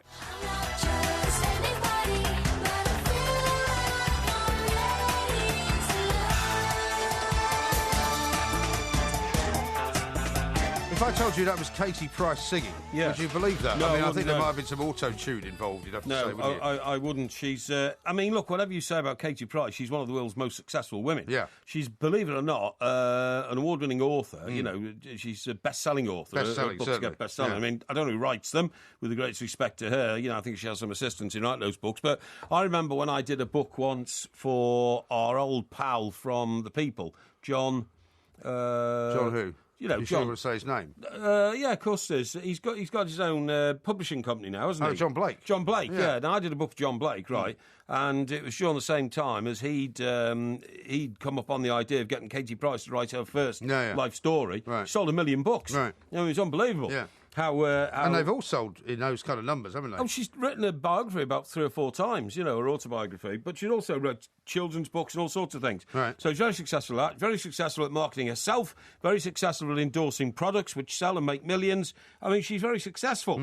And, of course, she's had a very colourful love life over the years. Which she's made no secret of, I suppose. No secret at all. But what I'm drawing your attention to here is, this story knocking around today, is that Joe Hart, the England goalkeeper, gets married, right? Yeah. And she then sends out a tweet, according to the reports that we've been reading today, which have not been challenged by anybody. And it's from Katie Price, which says, Miss Katie Price. So it looks like it's a genuine, Twitter handle. It's certainly her Twitter account, yeah. And she hasn't claimed later that it was hacked or anything like that. No, it got withdrawn later. But it says, all hearts go out to the married couple. Is he going to tell her the truth about us? And then 2 kisses. Now, you know... And to which everybody goes, well, what can she mean by that, right? Well, exactly. And what can she mean by that? Well, I don't know. It says that she created a riddle by sending a message about the newlywed England goalkeeper Joe Hart. Hart, 28, tied the knot with Kimberly Crew in front of a host of Premier League pals at a lavish ceremony in Italy on Saturday. But as the loved-up pair parted in the early hours yesterday, 37-year-old Katie was setting tongues wagging with her teasing tweet. Well, I mean, if her intention was to suggest to the new Mrs. Hart that she and Joe Hart had some kind of fling, that's a pretty disgraceful thing to do, isn't it? I think it's absolutely disgraceful, and it's very... What's the female expression for ungentlemanly? Well, yeah, I think ungentlemanly would be right as well. OK, yeah, all right. Well, it's rather a bitchy thing to do if this report is accurate, because when a young couple get married, I mean, the point is you can put all sorts of interpretations on this. Yeah. I mean, did she have a fling with Joe Hart before he met this young girl, Kimberly? Or is she trying to suggest that Joe Hart has in some way been a friend of hers whilst he's been going out with Kimberly? Right. I mean, it is... well, whichever way you cut it, it's not a very nice thing to do, it would seem to me. No. Which presumably is why she then withdrew it. It says, Katie deleted the post nearly 4 hours later, but not before some of her 1.9 million followers had spotted it. Yeah. Message was last night seen as hugely insensitive to Manchester City skipper Hart and his new wife. I think you've got to agree with that. I don't know why people do these sort of things. You know, sure, we should say live and let live, let sleeping dogs lie and all this kind of stuff. Let sleeping dogs die, yeah. Let sleeping dogs lie and all that kind of thing. I think that's a bit harsh. I think the trouble with Twitter, as many people will know from getting involved in run-ins with various people at various times, is that some people get on Twitter when they shouldn't, i.e. when they might have had a glass of wine or two, or when they're feeling depressed, or when they're feeling, less than glad with the rest of the world and all that. And I'm always very, very careful about what I do on Twitter. And if you sometimes think you want to write something that you might think is going to cause trouble, you take a step back and you say, do I really want to read this actually, tomorrow morning? When perhaps I'm in more compos mentis. Do you know the other thing is, and I found this over the weekend, sometimes, you can have a laugh and you think, oh, this is a bit of a laugh. You expect somebody to respond to a joke. And instead of them responding to a joke and coming back with another joke, which is the way you and I would always work, they you know what I mean? Huge offence. Yeah, massive offence. They invent some sort of, offensive phrase when it's absolutely obvious it's a joke, but they take umbrage and offence to make themselves feel more important, you know what I mean? And illustrate their power to, hit back at you and all that kind of stuff. It's utter rubbish, It is, it's crazy, isn't it? Twitter should be used mostly, I think, to make the world a better place, not a worse place. Yeah, definitely. And all well, that sort of stuff. hopefully it hasn't caused Mr. and Mrs. Hart I hope not. No. any heartache, if you'll pardon the pun. Now, listen, did you follow Glastonbury much over the weekend? I did a little bit, but what I was really sad to see, because I was very tired by the time I got back to London on I bet you were. You stayed up till 5 o'clock on Sunday morning. Afternoon, and as you can imagine. So what I didn't realise, actually, was the Who were playing. Because I used to follow the Who around when I was a kid. I used to go to foreign countries and watch them play. You're joking? Yeah, I used what to be foreign a big country? Well, I went to France. You went to France to watch the Who? And I went to Spain to watch them play as well. Did you go with your sister? No, I went with a friend of mine who was a massive Who fan. In fact, we had quite a big sort of, at one point, connection with the Who. Right. And I've told you that story about when we went to Leicester to watch them play their first opening round of the tour when after Keith Moon had died, and Kenny Jones was their drummer. That's right. And I told you about that incident in the hotel room when I was with my then girlfriend, who later became my wife.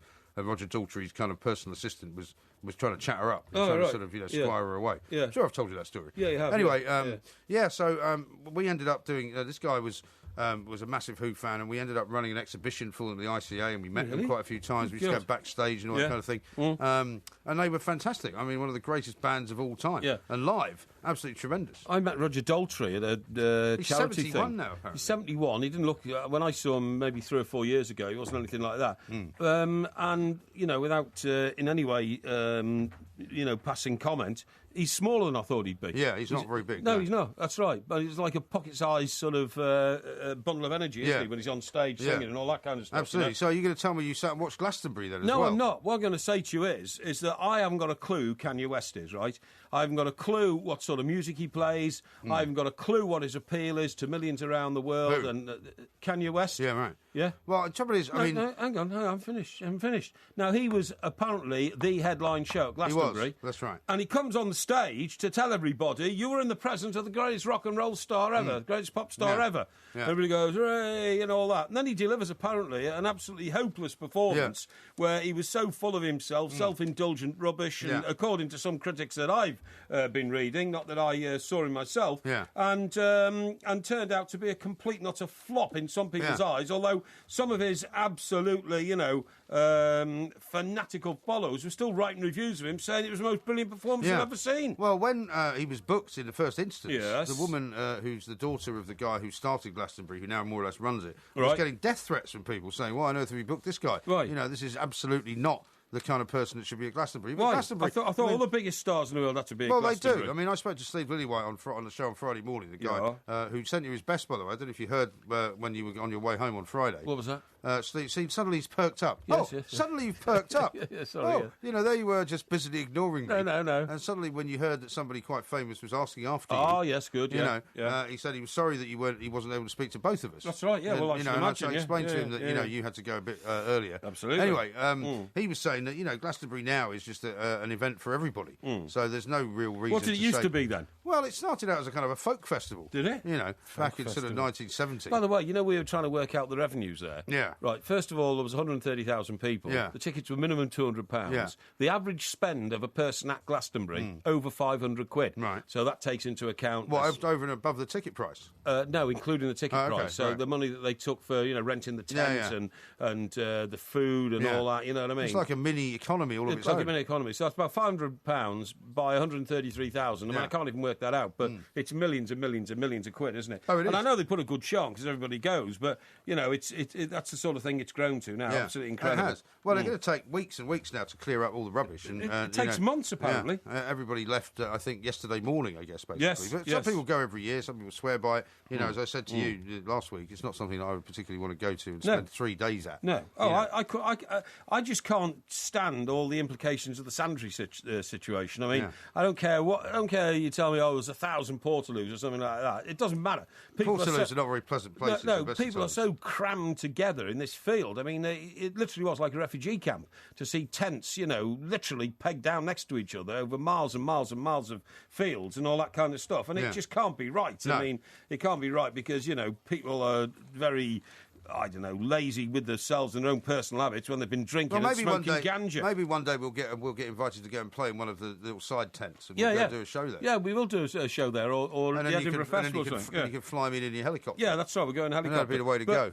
No, what I was going to say was, somebody told me that it does, you're absolutely right, it creates its own ecosystem in the sense that so many people there smoke ganja that it rises like a cloud off the fields. And if you live nearby, you can get high just on the air around your house. Where have you heard that from? I saw it in a report. What are you laughing at? That's not true. No, it's true. It's rubbish. It's true. So many people are smoking cannabis that the air turns to cannabis air. Yeah. And if you're walking within 2 or 3 miles of the site, you're actually breathing in cannabis air. Air? And you get high. Cannabis air? Yeah. In fact, they should. Are you serious? I'm absolutely serious. Police should put a ban on people driving within 2 or 3 mile radius of the camp because so many drugs as well. The other thing is that the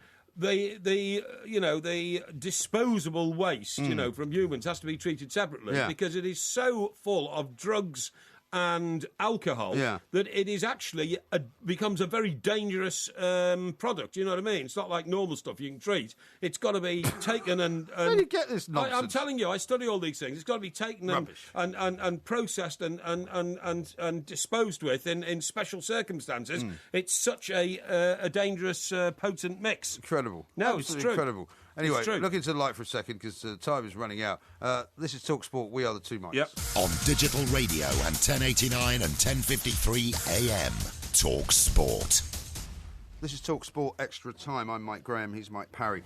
We are the two mics. We're going to take a little sombre tone, actually, here, Mr. Parry, because the terrible, terrible events of last Friday in Tunisia were very much dominating the news over the course of the weekend and have been dominating in the last 24 hours as well. Theresa May went over to visit the holiday resort yesterday to sort of show solidarity with a lot of other leaders as well. An awful lot of British people killed, singled out, in fact, before they were killed by this Tunisian gunman. We're going to talk now to Bill Braniff, who is an expert in terrorism. He's Executive Director for START, the study of terrorism, responses to terrorism, because it feels like we've entered a slightly different era from what terrorism we've known before. Bill, a very good morning to you and welcome. Well, good morning. Thank you for having me, although I'm sorry for the occasion. Yes, absolutely exactly. right. I mean, it's true to say, I mean, we've all been talking about it really because we've been talking about very little else for days and days and days, that this is almost like an attack on British soil in the sense that the British holidaymakers were singled out. They could have been anywhere. Tunisia happened to be kind of unlucky in this manner, but it could happen in the south of France. It could happen on a beach in Turkey. I mean, it could almost happen anywhere, couldn't it? Well, certainly, and unfortunately, while terrorism is not a frequent phenomenon, it does happen everywhere in the world. When you're dealing with individuals who want to go after soft targets, there are no shortage of opportunities for them to go after where people feel very safe, but are in actuality quite vulnerable. Bill, do you accept that this is going to become an inevitable part of life for people who live in the Western world, and that this is not anything like the end of a problem, it's the start of a problem which could get much bigger? Well, we've seen year-on-year increases the last 3 years in the number of attacks and lethalities from terrorism around the globe, but in actuality, they're concentrated in a handful of countries by and large now, meaning that that global increase is really a reflection of Iraq and Syria and Pakistan, Nigeria. And so by and large, this isn't something that is spiking in Western countries. However, in the last 15 months in the United States, according to Fordham University here in the States, 52 plots linked to ISIS have either failed or have been foiled in 15 months.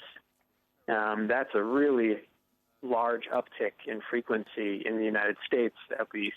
So, well, and also, if you look back sort of 15 months, starting with May of last year. There was a shooting at the Jewish Museum in Brussels. There were terror attacks in Ottawa and Montreal. There was a guy in New York City who attacked some people with a hatchet. Then there was, of course, the cafe siege down in Australia. Then there was the Charlie Hebdo shooting. And, you know, quite often we see people coming on and saying, well, it's not really an organised thing. You know, these guys are clearly... disenfranchised youth, perhaps immigrant youth living in a country that, you know, they've got something against. But it seems to be happening an awful lot.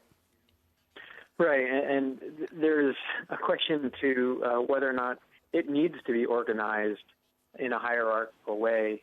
If instead you could crowdsource the violence, if you can use social media to aggregate enough of these lone actors to create what is in effect a movement, then maybe you don't need to have a cell leader commanding and controlling 8 individuals with perfect operational security, right? Maybe that's just antiquated in that social media has given these organizations a way to generate violence without having to be an organized unit.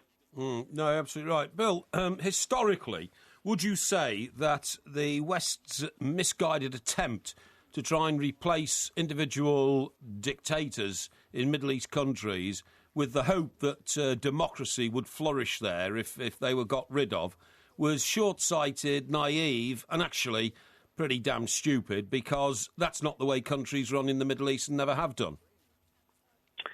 Well, at least for the U.S. policy, I mean, we've actually we've leaned more towards keeping, stable governments in power, even if we didn't love their human rights record. Yeah. I think the Arab Spring convinced us we should sit back and wait and see what happened. And unfortunately, that the Arab Spring didn't turn out the way that an optimist would have hoped. And we sort of sat back and hoped that...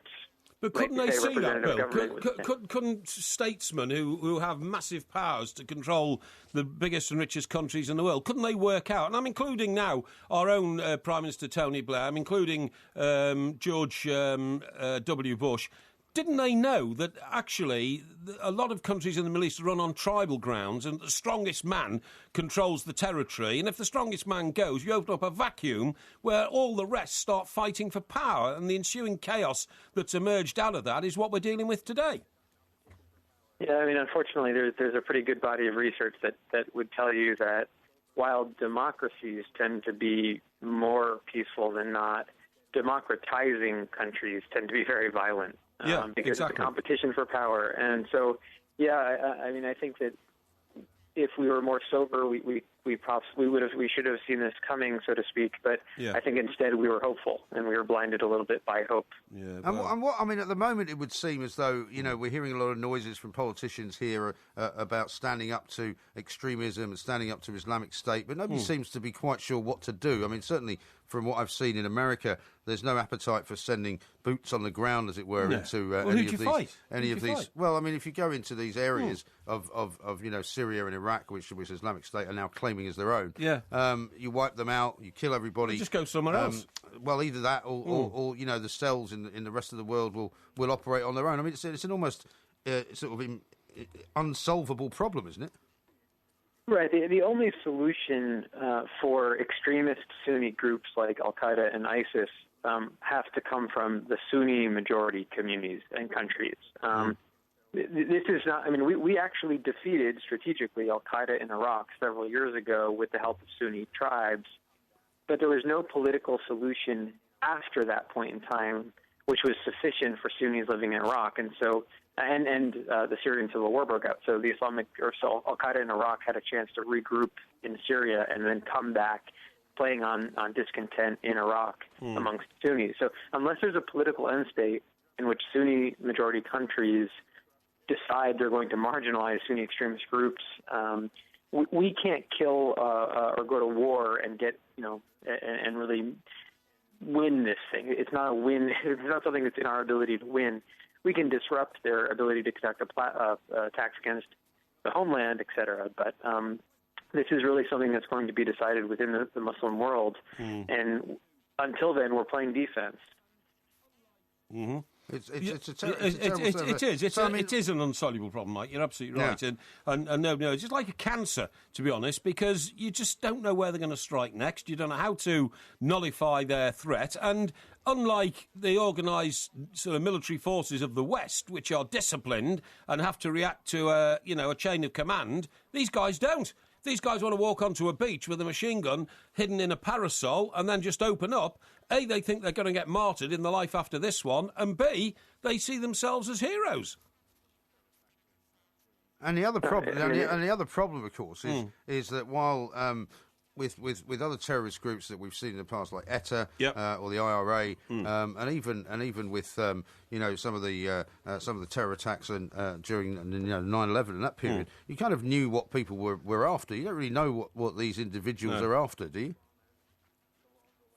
Well, they're trying to reorient Muslim governments in the Muslim world, really replace them with their own theocratic system, that their interpretation of Islam as the law of the land. But ultimately, the goal is to incite a wider conflict with the non-Muslim world. I mean, there is an unfortunate second act in their mind after this opening act, the establishment of the caliphate, in which they not only purify Islam, and what I mean by that is conduct these horrible attacks against other Muslim communities and other minority communities in Iraq and Syria. Act 2 is to expand the borders of the caliphate and come into a civilizational conflict outside of Iraq and Syria with non-Muslim communities or countries. And while we kind of wish we could just keep this in a box, as bad as it is in Iraq and Syria, ultimately, if this group isn't really hemmed in by neighboring countries and by Western governments, it's going to go on the offensive. That's baked into its ideology, and unfortunately, I think they're serious about it. I don't think they're just blustering. Yeah, I don't think they are either. Indeed, Bill, yeah. Thanks very much indeed for talking to us. Bill Braniff, their Executive Director for START, Study of Terrorism, Responses to Terrorism, and that does seem to be the problem. Nobody's really sure quite how to respond. It's just an awful story. It is shocking. The more I see of what happened in the video and everything, it's just disgusting. I totally agree. On a brighter note, I want to talk to you a minute about the young lad who did so well at Wimbledon today, Liam Broadby, right. But not about his tennis, about his family situation. Okay. It's tragic. Well, we shall talk about that Indeed. coming up next, right here on TalkSport Extra Time. We are the two Mikes, and of course there will be a podcast coming out a little bit later on. We were talking about Wimbledon a little bit earlier, and this cheating row between Novak Djokovic and his coach, of course, Boris Becker. But most of the back pages this morning, you should say, are more interested in a great new British talent, aren't they? This guy Broadby, who's 21 years of age and got through his first round, won 47 grand. Brody, isn't it? Brody, yeah. What did I say? You said Broadby. No, Brody. And he only won 62,000 the whole of last year or something, you know what I mean? But the saddest thing about it, and I do think this is terribly sad because life is really too short for these sort of things, is his father was a very strident man when he was bringing his son up as a teenager in the world of tennis and all that. Objected, apparently, to a lot of moves that the LTA had made, and that kind of stuff. Lawn Tennis Association. Lawn Tennis Association. And so decided to withdraw his son from taking any advantages of the LTA. They'd go independently, they wouldn't want the funding and all that kind of stuff. Yeah. Well, the boy who kind of asserted himself at 18, and you can imagine against a father like that must have been a pretty damn tough thing to do, Right. You've got a father who's so dominant, so apparently dominant. He said, no, I want to go back into the LTA. I want the funding and I want their help. His father hasn't spoken to him since in 3 years. Has he not? It's terribly sad, that. And he's got a sister as well who was knocked out yesterday, so I don't know whether she has a relationship with her dad, does she? Well, because her dad coaches her. Oh, okay. Her dad coaches her and concentrates on her game. Right. And Broadby and his sister speak. Brody and his sister speak, right? But Brody and their dad don't speak. It's I just think that is terrible. I wish they'd get their act together. I mean, without getting terribly maudlin, it's my mate's funeral tomorrow that I told you about last week. The chap who died on the ship in Venice. It's taken so long to repatriate his body and get him back and all that. And, I probably have spoken to him 3 or 4 times in 25 years. Yeah. And I wish now so much that we'd got together a bit more. When I went up to the Northwest and went to Everton games and all that, and we could have got together, and now it's too late. Yeah. And this is a terrible situation. You're feeling quite guilty about it, aren't you? Well, I do feel quite guilty about it, but you do when these things happen. I'd hope to go, but for work reasons we we can't, and that sort of thing. But all I'm saying is, the father's got to back down on this one. I don't know the circumstances of the row. Yeah. All I know is the father is an adult male. The boy is from 18 to 21. Progressed in his tennis career without his father's support. That's a big thing for a young lad like that. Course. Who, you know, when you think of the amount of support that people like Lewis Hamilton had from their father, you know, quite obviously. Yeah. Although they fell out at some point or other, well, didn't they? they fell out on the management side of it, but during the developing years, you remember that Hamilton's now nearer 30 than 25 and that sort of thing. And Rory McIlroy, to this day, reveres his father for the help his father gave him in building his career. Because he came back from 2 sets to love down to win. He's found himself on the back pages of all the papers, as you were saying. He hasn't won more than £67,000, I think, in total in his career. Yes. He got £35,000, I think I'm right in saying, for qualifying for Wimbledon as a wild card. Yeah. I think he gets £47,000 now for going through to the next round. That's right, which is an extraordinary, you know, up in terms of the amount of money he's been being paid. And you would think the one thing that and I can't say because I have no idea what he feels about his own dad, but you would think the one thing he would want was his dad coming round to his to his digs, because apparently he still sleeps on the floor of a mate's house. Yeah, well, he doesn't make enough money to stay in a big house. He says all his worldly possessions are in his second-hand car, you know, and that's all he's got. But you would think that the one thing he might want is his dad to turn up and go, I'm really proud of you getting through the first round of Wimbledon. He said, when asked about it, he said, look, my dad's not even popped into my head with this result. You know, we're not in touch with each other, and that's it. Sad. It was fantastic of the rest of my family watching, so everybody else in the family apparently watches. And then his father asked at the end of the game, you know, what do you think about your son today? And, of course, his daughter had played as well. He said, I'm proud of them both, obviously. Yeah. Well, that's good. Well, at least he's, you know, on the right page in that sense, then. Asked if he was looking to bury the hatchet with Liam. He said, I'm not going to comment on that. Then asked if he would be watching his son's second-round match later in the week. Broadby Senior replied simply... Brody, I'm sorry. Why do you keep saying Broadby? Because I don't know, my eyes are going. You've got like dyslexia or something? No, that second, that D, Broadby, I keep reading as a B, Broadby. No, I don't. What do I keep doing? I don't know. I don't know what you keep doing. Anyway, Brody Senior replied, I will be there. Yeah. But I think I will be here. Yeah. So I think he means he'll be at Wimbledon. He didn't actually say that he's going to be on the court watching his son. Right. But it's a terribly sad thing, and I'd appeal to both of you. Tennis, well, go on, sorry. I don't want to interrupt your appeal. No, I'd appeal to Mr. Brody Senior, certainly.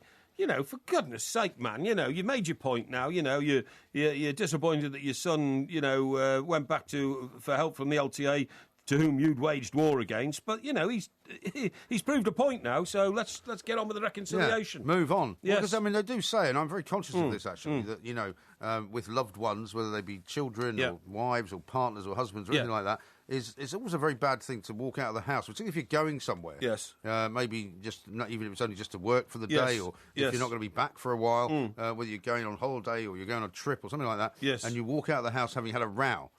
It's always the worst thing, because, I mean, I'm not going to be maudlin about this here either. Yeah. But, you know, if anything was to happen to either of you, and the last thing that you said to each other was like a cross word. That's right, It's never a good thing. No, of course it's never a good thing, but you never think anything's going to happen to you. You know, that's the point. Well, I'm much more kind of philosophical about it, but, I mean, tennis does seem to dredge these kind of people up. I mean, I'm just looking at some of the tennis fathers' stories right here in front of me. You might remember Marion Bartoli, right, whose dad, Walter Bartoli, ditched his career as a doctor to coach his daughter. But in one Wimbledon 2011, she actually stopped play and demanded that her father leave the stadium because it was upsetting her so much that he was actually there. And then you might remember this one, Bernard Tomic, who was an Australian of Croatian origin, I think he was. Yes. His dad, John, was arrested in Madrid after supposedly headbutting his son's training partner. Oh, that's right. Because he didn't like something that was going on there. Yeah. No, it does.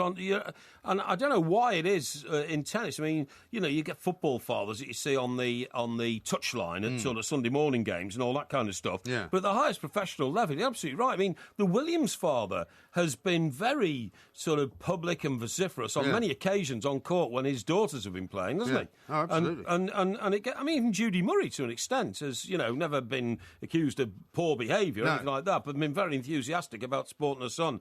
in his tennis career, quite rightly so, and often singled out for it. Yeah. How about this one? Jelena Dokic was father Damir was ejected from a 2000 Wimbledon Championships after he broke a journalist camera. He also served time in prison for threatening to assassinate the Australian ambassador to Serbia. Really? Which seems to be taking things a little far. Yeah, it is really. Yeah, threatening to put people down. But that's. He also said Dokic once said if he found out his daughter was a lesbian, he would kill himself. And tennis great Martina Navratilova was once said of him, "It's a good thing I'm not his daughter then." Well, it is actually, yeah. Amazing. By the way, our recently departed, sadly friend, Phil Finn, from America. Yeah. I was with Phil once, right? We were in the office in New York. Just remind me what he said about Martina Navratilova. Yeah. A story broke about Martina Navratilova's sexual inclinations. Proclivities, prior to Wimbledon. And I think it was the Queen's Club tournament was going on. And for some unknown reason, she was staying in a hotel in Brighton. Yeah. I don't know why. She was travelling up to London, all this kind of stuff. Right. Was she not playing at Eastbourne, maybe? Could have been. That's right. The Eastbourne. Yeah, could well have been. Yeah. So anyway, see, my intimate knowledge of tennis is very good. Sometimes. So anyway, we've been talking through the foreign desk to the office in London. They said, "Oh yeah, the big story is Martina Navratilova has come out, and she's a lesbian, and she's it was in the days when that was a much bigger story than it would be today. It's not a story now. No, nobody cares. Not a story now, but this is like 30 years ago or whatever. You know what I mean? And of course nobody cares these days. But no, it was big news. So these amazing things happen. They'd been doorstepping the hotel, all day, and everybody had been, not just us. Express, the Mirror, Mail, and everybody's trying to get hold of her, get her agent, and all that.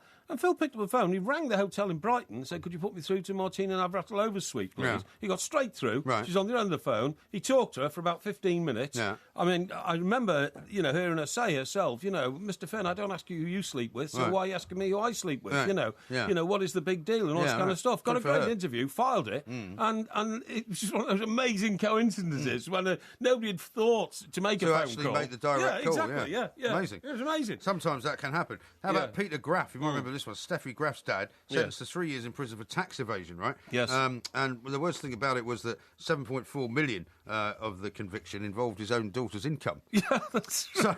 So I mean, don't worry, John. I'll look after the finances. You just get on with playing the tennis.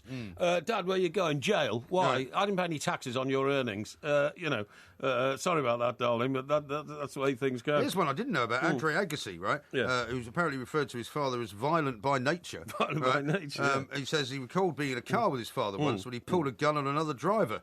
He also, I mean, there's obviously some kind of madness that affects tennis players. It must be, yeah. He says he also remembers placing a call to his dad after winning his first Grand Slam title at Wimbledon in 1992. Right. According to Agassi, his father said he had no business losing the fourth set.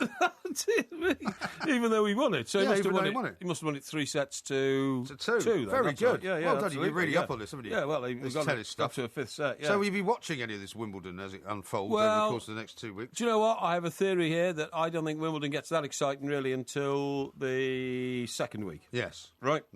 So you kind of holding your breath to the quarters and all that. And anyway, whenever I go to Wimbledon, I can't sit there and watch a whole game. If a game went to 5 sets, I don't know how people sit there and watch the whole 5 sets. There must be, they really must be. Oh no, it can be riveting. I mean, even on television, if there's a great final going on, like the one between Murray and Djokovic, like the one that Murray won. In fact, I mean, it was fantastic stuff. Yeah, no, I accept that. And that was only 3 sets. I accept that. But what I'm saying is that, somebody who goes tomorrow. So Andy Murray's playing tomorrow. Yeah. So that'll be a great game Later for people today, to watch. Today, that's right. So somebody will see that'll be a great game. Like that. But then there's other games going on court number 1 or something. Yeah. I don't know how somebody could sit through a 5-set game in court 1 tomorrow in the intense heat. Well, it depends on how good the game is, though, doesn't it? Yeah, that's what I'm saying. But they're always packed. All the courts are always packed. Those that have seats around them, because, of course, lots of them don't. I used to go, of course, as a schoolboy. My sister and I used to go after school. That's because right. in those days, we both went to school in West London. Yeah. And you could just jump on the old District Line train down to Southfields, and you could walk in. Yes. Because after 5 o'clock... They opened the gates at 4 o'clock, After 5 o'clock, I think it was. And you could walk into the general grounds. So the first week was a great week to go because you could just walk around all the outside courts, and sometimes there were quite big stars playing on the outside courts. But the other thing that would happen is that if you stood around sort of outside centre court, people would walk out of centre court and just give you their tickets. Yeah. And I mean, I know I haven't been back there for many years, and it's much more corporate now. But it was brilliant. I mean, we used to see what's his name, Gonzalez, people like John Newcombe, and Tony Roach, people like that. Yeah. And because there was no tie breaks in those days, I remember watching a game between Gonzalez and somebody or other that went on to sort of 27, 25, I remember that. And they'd play until it got dark. And didn't all these snooty people say, "What are you doing in here?" If you were children sitting down in the best seats and all that? No, not at all. Really? Because in those days it was much more of a sort of people's tournament, and kids, it was allowed. It was kind of recognised that school children would actually be quite good to watch tennis. Well, when I was a kid and used to go and watch Chester Football Club, right, when I was about 7 or 8 or something, before I was old enough to be able to go on my own to Goodison Park, which my dad had to take me to. At Chester, which had an appalling ground. It was called Sealand Road in those days. It was the most ramshackle ground in the world. Right. And one end of it was called the Cop, but in fact all it was a load of post-Second World War rubble piled up behind the goal, and then they put a few, concrete blocks on it. Places were called the Cop, weren't they? Yeah, they were, Liverpool. No, and behind the Cop, if you went up to the top of the Cop and went down the other side, it was like being in the country, in somebody's, valley or something like that. And there was a ramshackle old fence at the end, which people used to climb over and all that. But at about 4:30, and the games in those days kicked off at 3, and the second half kicked off at 4 o'clock, went on till 10 to 5 or whatever. At 4:30 or even earlier, they always used to open all the gates. I don't know why. Because they thought, people might want to leave. Yeah. Anybody passing would just walk in and come and watch the last 20 minutes of the game. I mean, I think one of the problems with Wimbledon is it's just become so ridiculously corporate. You can't get a ticket unless you get very, very lucky on the ballot front. If you want to buy a hospitality ticket, it's prodigiously expensive. Yes, most people can't even afford to do it. It's true. And I think, people say, and they ask the question all the time, well, why is it that Andy Murray doesn't have anybody coming up underneath him? Yeah. I mean, we'll see how good this guy Broadby is. I mean, he may or may not get knocked out in the next round. No. Hopefully he has a great career, and maybe he'll be the first of the decent tennis players under Andy Murray. Yeah. One of the reasons that tennis does not encourage youngsters to play is that they can't go and see it anywhere. I mean, whenever it's on, whenever the stars of tennis are on, you can't, as a child, it's very, very expensive. You can't, I mean, if you're a parent and you want to take 2 kids to watch a tennis competition, there's not very many places you can go. No, but one place you will always see it for the immediate near future is on the BBC, because, the big broadcasting story breaking today is that the BBC are going to lose the Olympics, right? Yes. Now, that's a massive story, really, because it's one of the few sort of golden jewels that the BBC have, but... Here we go. Crown jewels, they call it. Crown jewels, that's the one. The Olympics may no longer be shown on the BBC after 2020 because American broadcast giants Discovery has scooped the TV rights for all of Europe. However, within the same story, because this is written by Charlie Sale, our old pal, who is in fact down at Wimbledon all this week doing his very interesting diary down there. That's right.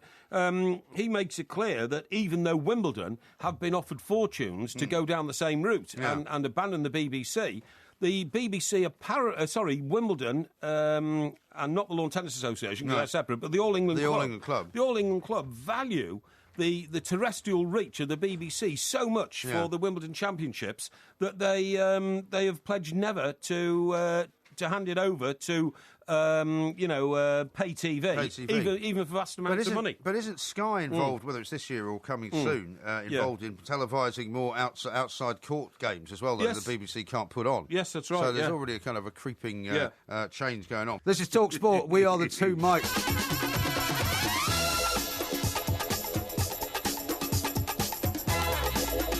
This is Talk Sport Extra Time. We are the two mics. Lots more to come. A couple of tweets to read out to you.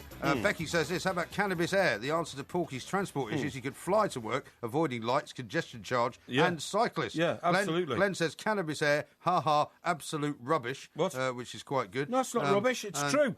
And here's one saying... It's absolutely correct, though. Well, it's not absolutely correct, though. A couple of them here. What exactly is the point of COBRA, says Geordie Jeff? Seems to me it stands for Cameron orders biscuits right away. Well, I'm not sure that's correct, but we'll get more information on what's going to go on. But you do get the feeling, don't you? The Prime Minister has ordered a meeting of the COBRA committee. It's to make everybody feel very important. Yeah. Oh right, it's an emergency, it's a crisis. We're acting now. We're getting the COBRA. What's it stand for, COBRA?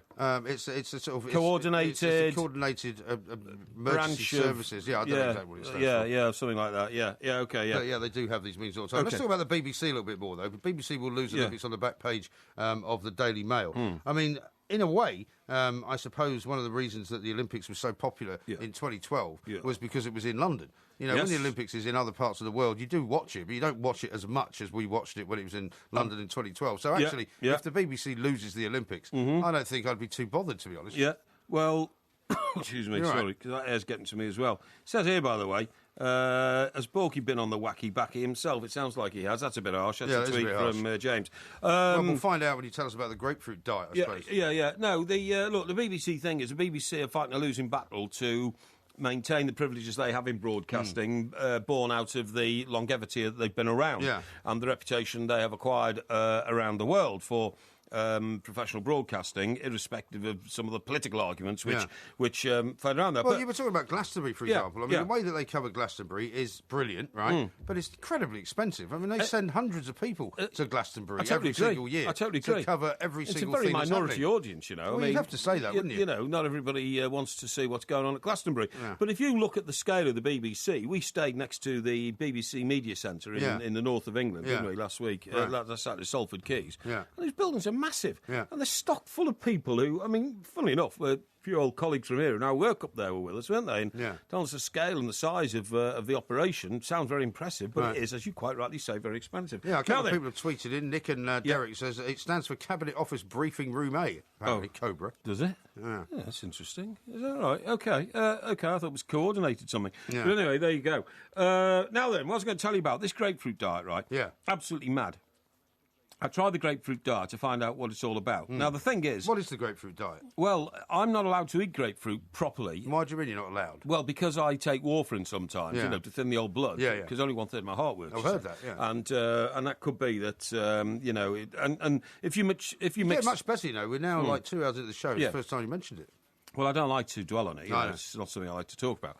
But if you mix grapefruit with warfarin, you literally get death. And, you get death? Yeah, you do, yeah. No, it's true. What, is that because of the citrus nature of the fruit? Whatever it is. I mean, whatever. Is that the same with lemons and oranges as well?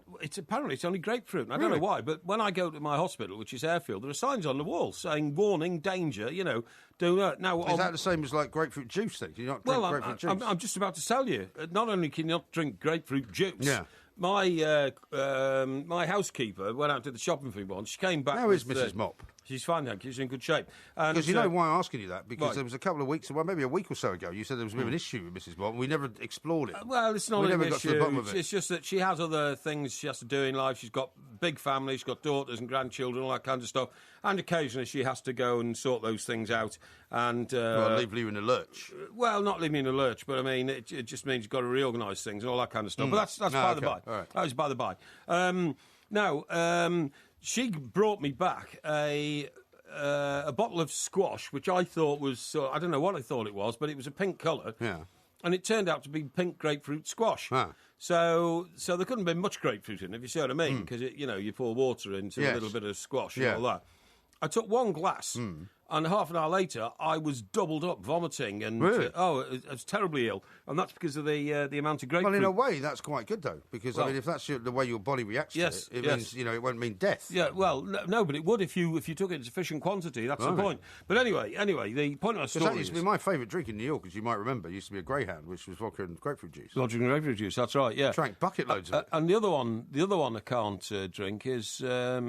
What's that other stuff? The red stuff. Cranberry. You can't drink that either. Cranberry juice will kill you. Really? Cranberry juice will kill you if you do cranberry juice with warfarin. Well, I better not take you to any of my favourite cocktail bars in case they have a drink that's got some cranberry juice in it. I'm telling you, if they're taking warfarin, forget it. That's a death sentence, I'm telling you. Now, the point is that I stopped taking warfarin about 2 years ago, which is great, you know. And then I thought, well, I can eat a bit of grapefruit again, which can, and it's no problem at all. Oh, so now you can? Oh, no, I can, yeah, but I couldn't when I was on the warfarin. And the point is, I decided to go on the grapefruit diet.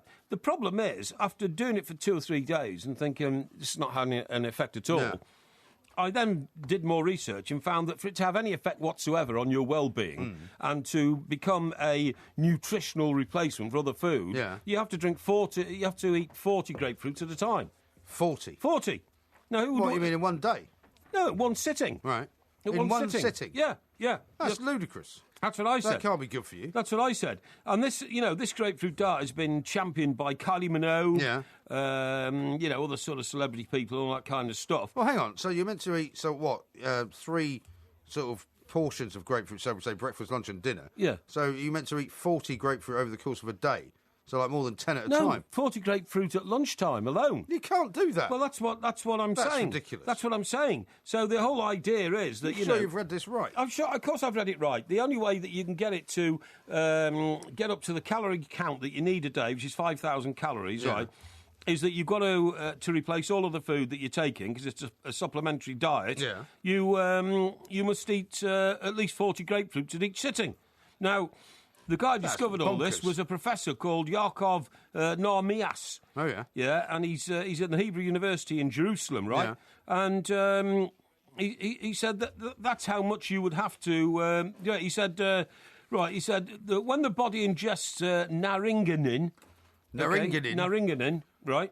Sounds like... That's the special thing in grapefruit. Yeah. It believes it is fasting and starts breaking down fat. Right. But as the chemical is not easily absorbed, a person would need to eat something in the order of 40 grapefruits at each sitting to benefit. Yeah, but presumably that's not the grapefruit diet, though. That's what this guy says. Yeah, that's the grapefruit diet. No, the actual grapefruit diet would not tell you to eat 40 of them a day. Well, Surely no, not. if you wanted grapefruit to replace everything else you eat, and another guy, Dr. Duane Meller, British Dietitians Association, says nutritional science is complicated. Well, you can say that again. Right. You're stuffing 40 grapefruits down your throat every breakfast, lunch and dinner. We shouldn't be looking at celebrities for fixes. But surely the point about eating grapefruit as a diet is that you don't have to get yourself up to 5,000 calories a day, because that's... Well, that's what your body needs in terms of the sugar and all that. Yeah, but if you go on a diet, you go on a diet to lose weight, right? Well, would you like to know what naringenin is? Yeah, go on, yeah. This is great. Yeah. You won't understand any of this, Yeah, of because course I I will. don't. Naringenin is a flavanone, a type of flavonoid that is considered to have a bioactive effect on human health as antioxidant, free radical scavenger, anti-inflammatory, carbohydrate metabolism promoter, and immune system modulator. Brilliant. Well, we all need any idea what any of that means? No, but we all need a bit of that, obviously, if it's supposed to be so damn good. Yeah. Now, listen, the other thing I was studying over the weekend whilst So how many of these... Did you try this grapefruit diet, then? Yeah, I did, for a bit. Lose any weight? It looked like you did. I'll be honest with you, now you will start taking the mickey out of me again. Instead of getting the fresh grapefruits, right, which take ages to cut... What? What are you laughing at? I know what you're going to say. What? You bought them in tins, I didn't did, yeah. What's wrong with that? What's wrong with that? Because that's not the point. It is. Because they're in a tin with syrup, presumably, aren't they? No, just their own grapefruit Are you juice. sure there's nothing else added? No, nothing at all. Really? And you've got a grapefruit and you try and cut up a grapefruit and skin it and all that kind of stuff. There's loads of pith on it and all that kind of stuff. Yeah. And it's like eating cardboard, to be honest. Right. So I got the tin stuff because it looked better. It's obviously more expensive, but it's better. Maybe you could make a grapefruit flan with it. No, I honestly, I got 10 tins of the grapefruit stuff, right? Right. And I drained off most of the grapefruit juice and I put them in a bowl and ate them. And I thought, well, that's come to about 4 grapefruit. Yeah. You see what I mean? Right. But there's no way in the world you could possibly follow it. I've got to tell you about a... we haven't seen the time, have we? No, we haven't got time. Yeah, well, okay, the time will have to just wait for a sec. Time because can stand still. I'll talk about it in a minute, but I've seen an incredible survey on the drinking habits of people in this country. Absolutely shocking. I mean, I thought you were bad, but, wow, I've discovered some terrible things. Honestly, really have. I bet you have. Oh, terrible I'm things. actually quite moderate with Terrible drinking. thing. No, you're not. You're in story. danger. That's the point. You're in danger. No, I'm Yeah. not in danger at all. Yeah. We are the two mics to talk sport, Yeah. wins and losers. Seriously, that having spent a great deal of your life drinking, basically, you've now taken to reading surveys on drinking. Yeah, definitely. What's this one saying? Where's it from? Well, you see, this is the interesting thing. In Scotland, of all the booze drunk in Scotland, 29% of it is spirits. Okay. That'd be the whiskey. Yeah. Right? Now, in the southwest, where we live, right, unfortunately... Oh, no, we live in the don't live in the southeast. southwest. Yeah, sorry, in the southwest, that's over in sort of Cornwall, Devon, all that, Yeah. right? The heavy drinkers there average 20.9 units a week. Yeah. But that's not based on local drinking habits. It's because tourists flock into the place, right, and then drink to excess during their holidays. Right. So it's the heaviest drinking area in the country. Is it really? Yes, it is, yeah. Is that the most visited part of the country, then? I suppose it must be. Well, I suppose they go down and drink cider and stuff like that, you know what I mean? Now, some amazing facts here. Londoners drink the least of any area in Britain. Well, that sounds surprising. Now, that's where you and I live, right? And look at your drinking habits. 1 red, 1 white, 1 rosé, bottle of whiskey. As ever, I would have to say that you are incorrect in that. And yet, it's the least area of Britain where they only average 15.4 units a week compared to the 20.9 in the southwest, right? But the low figure... Are you talking about people who drink out in bars, or are you talking about drinking generally? We're talking about consumption home and in bars, okay? The low I don't really drink that much in London, you see, that's the thing. The low figure is because almost 1 in 3 Londoners are teetotal. Now, I find that astonishing. Really? That 1/3 of the population of London is teetotal. Well, possibly. The highest proportion in the country, followed by the West Midlands, where 1 in 4 are teetotal, and Wales, where 1 in 5 are teetotal. I mean, I don't know where they get all these figures from. It's ridiculous. Now, guess what the biggest area of wine drinking is in this country? I would have thought it was going to be the southeast. Amazingly, it's the east of England. Is it? Suffolk and Norfolk and Lincolnshire. Well, that's where Mr. Brazil lives. Yeah, where they drink 35% of all the wine consumed in the UK. 1/3 of all the wine consumed in the UK is drunk in those 3 counties. Isn't that amazing? That is remarkable, isn't it? And according to the local Global Drug Survey, which was released early this month, 55% of women and 63% of British men have a drink problem. How many percent? Half of women in this country and 60% of men, 6 out of 10, have a drink problem. I mean, where'd you get that from? Yeah, but that's all about, you know, the criteria that they come up with for this stuff. You know, when they before Britain actually did become, genuinely speaking, quite an obese nation, they used to tell people that they were obese and that they'd entered into this kind of obesity BMI sort of area. Yeah. When generally speaking, obese was a word that you would use about somebody who was incredibly large, right? Yeah, absolutely. Nowadays, in the vernacular of the medical business, being obese is the same as being overweight. That's right. Which actually it's not. No. And get this, of all the alcohol duties collected by governments across the EU, so how many countries are in the EU now? About 22, is it? It's only 7, isn't it? Sorry? Maybe 27. 27, right, OK, it's 27 countries, right. So of all the alcohol duties collected by the governments across the EU, 38.2% comes out of Britain alone. Including 60% of all the wine duties and 39% of beer duties. Yeah. So despite the fact that we are the least productive country in terms of wine within the EU, that's almost true. I mean, apart from places like Holland, I suppose. Right? But when you think that the wine produced in France and Italy and Portugal and Spain and all that kind of stuff, and yet we consume 67% of all the wine made in Europe. That's amazing, isn't it? It is amazing. And is that likely to be because we perhaps answer the questions more, sort of, I don't know, honestly than people in France? I mean, because people in France must drink an awful lot of wine. I don't know. More than 1/3 of people in Scotland admit to regular weekly binge drinking. Does that tie up with the sort of people you met in Scotland? I wouldn't say that. I mean, there is an awful lot of drinking in Scotland. I mean, there's a big drinking culture. But there's a big drinking culture all over the country, though, in a way. I've never been to any part of this country where people don't drink. No. And we've had this conversation before. I mean, when you see people on holiday from this country, they get stuck into the drink in an even bigger way. Yeah. And you might think that they're just all going on holiday to drink all the time. Absolutely. Wine bottles, right, and this is another reason given for the excessive amount of wine that's now drunk, you know, compared to years ago in beer. One of the reasons is that the wine bottle that you buy your wine in today is 30% lighter than they were 7 years ago. And the explanation is to try and conserve energy. Right. And actually, researchers found that the lighter you make a bottle of wine, the more likely somebody is to buy it and take it home. Why? Because they put it in their bag and it's not as heavy. Oh, okay. If it's 1/3 lighter... When you occasionally buy like some very expensive red wine, which I know that you wouldn't probably do because you don't buy expensive wine anyway. You don't really drink red wine. Yes. You know, the red wine, you know, sort of the more expensive red wines, particularly from France, are much, much heavier. What do you mean? The bottle's much more heavy. Yeah, the bottle. Yeah. What do you mean? Is it a bigger bottle? No, it's a heavier bottle. A thicker bottle? You've just told me that the bottles are now lighter. Yeah, that's what I'm saying. Are they thinner? Well, why do they make the red bottles heavier and thicker? I don't know. I was hoping with your knowledge of this survey you would be able to give me the answer. No, that is a fact you've plucked out of your inside of your head. head. I buy quite expensive red wines from time to time, right? Okay, and they're much, much heavier. Yeah, well, you buy red, white and rosé, don't you? We all know this. Of course I do, yeah. Those are the 3 kinds of wine that I drink. I also buy champagne. I also buy occasionally, bottles of vodka. I also occasionally buy bottles of bourbon. Bottles of gin. What's wrong with that? Nothing, except if you drink them all at the same time, you end up like you did on Sunday morning, completely bladderated. No, I wasn't bladderated on Sunday morning. At sort of 8:30 in the morning. No, I was fine. I was actually fine. Guess this as well, right?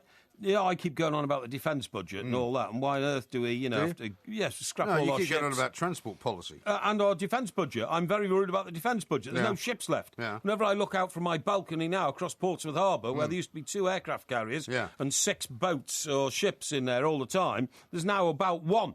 We haven't got any boats left or any ships left. Yeah. So if I told you that this country spends £39 billion on booze each year, that's us as individual citizens, that is more than the government spend on defence.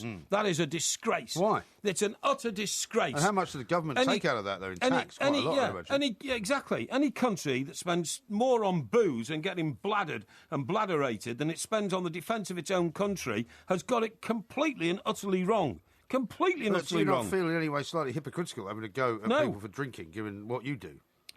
What do you mean, what I do? Well, I mean, you're not exactly, teetotaler, are you? You haven't come up on that list as a teetotaler. Hang on, let me tell you this. Why don't you talk us through what you had to drink on Saturday? On Saturday, a couple of pints mid-afternoon with you while we were putting the final running all together for the show that night at the Lowry Theatre. You had 3 pints that afternoon? Right, 3. Yeah. So what? So you didn't have a drink before that? No, I didn't. You didn't drink anything on the train? I did not. I swear to you, What? I did not have a drink on the train coming up. Were you in first class? I was in first class. Why didn't you have a drink? Because it's a 2-hour journey. I had coffee. It was an early-ish train. I didn't want to drink because I thought that might set me off. So I had a few pints with you when I got there. Well, you get the taste. You know what I mean? Do you? Yeah. Well, don't you? No, I don't. Oh, really? So after you've finished the red and then the white and the rosé, you haven't got the taste of the whiskey then, eh? No, I didn't have any whiskey on Saturday. No, you do normally every Saturday night. Not true. Well, if you didn't have whiskey, you had something else because you're in a terrible condition. Well, you didn't even see me after midnight because you stormed off. I never saw you. I didn't storm off anywhere. Well, I didn't see you. You said you went to bed at 12:30. I was waiting back at the hotel for you lot to come back but we because didn't I'd come ordered back. all the food, but you didn't bother coming back. Well, it wasn't we didn't bother coming back. We were talking to people who had come to pay money to see us at the show. And so was you I. left. No. I stayed on for at least 2 hours afterwards. I know.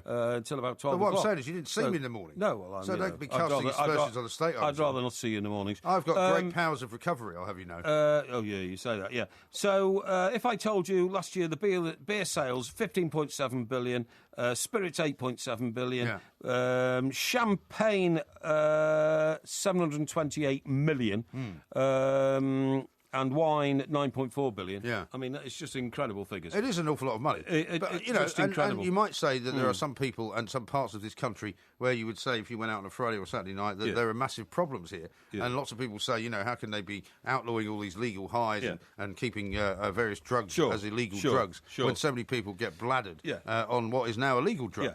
I'm sorry to be interrupting you. No, that's quite right. I can tell when you start going, yeah, like that. Well, I've got some more facts and figures for you. Now, this ridiculous unit system by which we're now all persecuted as heavy drinkers, right, was introduced in 19... So you admit to be a heavy drinker then? No, I'm not. No, I'm not admitting that at all. You just said we're all persecuted as heavy drinkers. Yes, that's right, yeah. Well, that sounds to me like you've just said that you're a heavy drinker. No, I'm not. No, I'm not. I'm said we. It's the global we, the royal we. The royal we, okay. Yeah.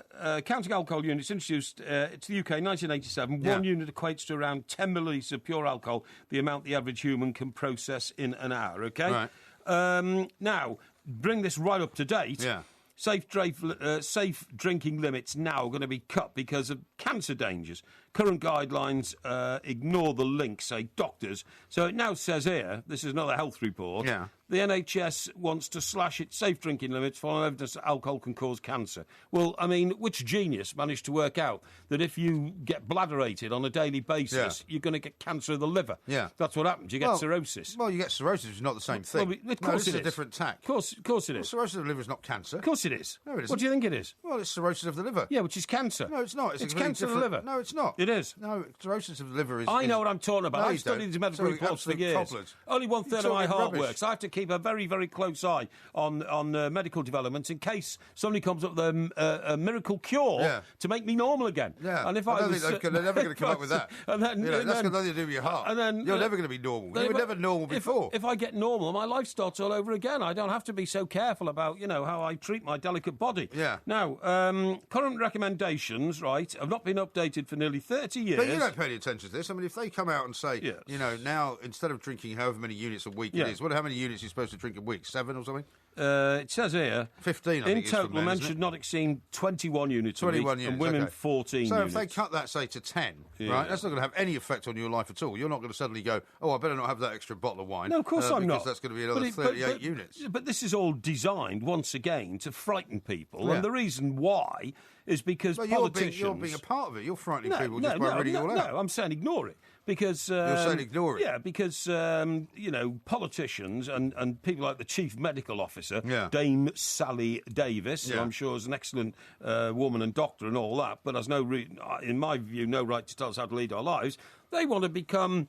the giver and taker of life and talk about, how much you can drink, how much you can't. They like to control people. This is what they do. But they also but they also very much like the tax revenue. So they don't actually want you to stop drinking. They just want to say that they want you to stop drinking so that it looks good. In the same way, they don't actually want you to stop smoking. No, exactly. Here, Professor Serene Gilmore of the Royal College of Physicians says alcohol is classified by the World Health Organisation as a Class 1 carcinogen. Yeah. And a carcinogen is a cancer-causing agent. That's what you get in cigarettes, isn't it? Well, you get carcinogens in all sorts of things. Yeah, and he says you can't say it's safe. Huh? And Dr. Kieran Moriarty, that's a name, isn't it? Wasn't Moriarty Sherlock Holmes? That's Moriarty, isn't it? It's Moriarty, that's right, yeah. Dr. Kieran Moriarty, spokesman on alcohol for the British Society for... And sworn enemy of Sherlock Holmes. Sherlock Holmes, that's absolutely right. And he's from the British Society for Gastroenterology. Is he? Sounds a bit complicated. Not really. He said 1 unit a day or less than 1 unit a day is associated with an increased risk and cancer that is seen as the most sensitive, including things like breast cancer. Rubbish. Alcohol is associated with the cancers elsewhere. Well, I mean, these health scares, they really do my head in. Yeah, well, you just spent 10 minutes telling us about the health scares that are of no consequence at all. Do my head in, Well, I'll tell you what does my head in. It's coming up next. Yeah. It's winners and losers. Excellent. And we haven't actually decided yet who's going to be favourite and who's going to be retweeted. No, I'm going to be favourite. No, you don't get the choice this week. Yes, I do. No, you don't. Oh. You had the choice last week. Oh. This is Talk Sport. Talk Sport. And it's in! A diving header at the end of a 50-yard run. From the root to the tip. Talk Sport.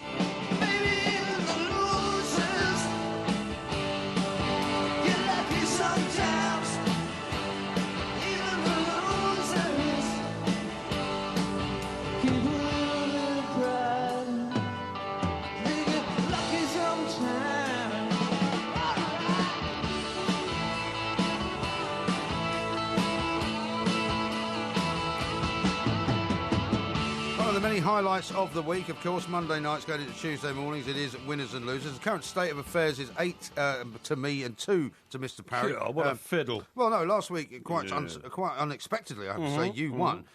What we're now going to do is choose, for example, who should be favourite and who should be retweeted. I'm not one of those people who thinks that whichever one of those things you choose, you're more likely to win, because I've won it by being either favourited or retweeted.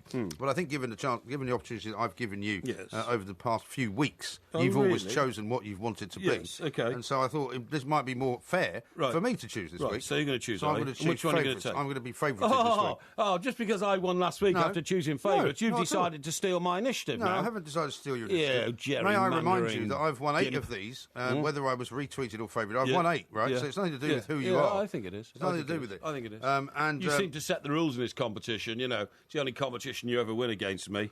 Well, apart from the quiz. No. We'll talk about the quiz a little bit later, of course. No. Well, I'll tell you what, as I always am so generous towards you without ever getting anything in return in this game, why don't I let you go first? Okay. Are you ready to go first with your 3 losers? I'm ready to go first with my 3 losers. All right, go on then. Off you go. Give us your 3 losers. Are we getting loser music? No? Oh, we've just had the loser music. No, we have the loser music. Okay, right, okay. Do keep up. Okay, now much as we've praised the English women's football team, yes, because they're going to play Japan in the semi-final on Wednesday/Thursday morning, right? Yes.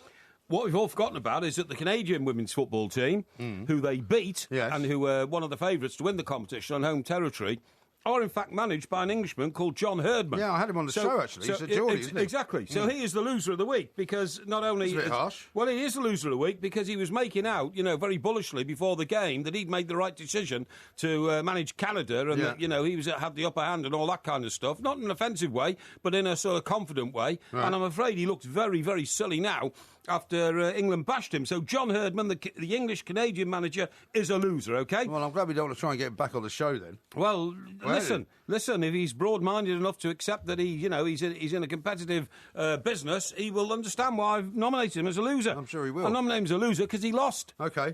Very good. The second one is Clint Dempsey, OK? Yeah. Now, Clint Dempsey's had a checkered career in this country and, of course, American International and all that kind of stuff, right?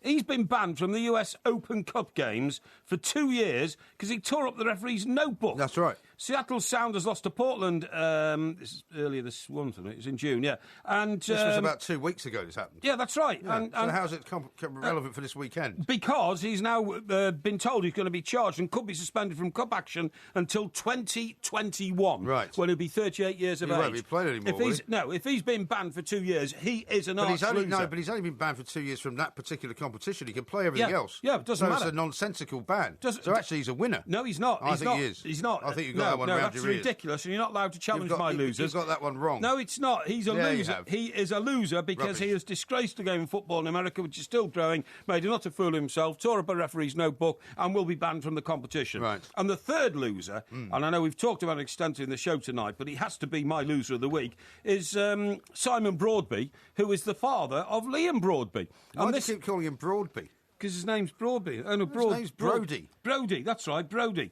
And I'm telling you that Simon Brody needs to get his act together, because to not be part of his son's life when his son is at his most successful stage of his fledgling career is very hurtful to the whole family. Liam Brody. Liam Brody.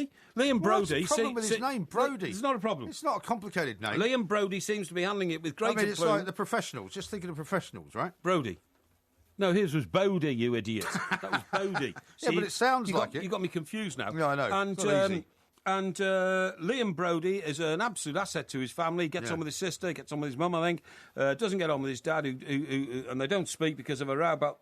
Excuse me, the Lawn Tennis Association. It's a terribly sad situation, but the only man who can fix it is Liam Brody, a mature man who should be able to get back together with his son. Those are my three losers.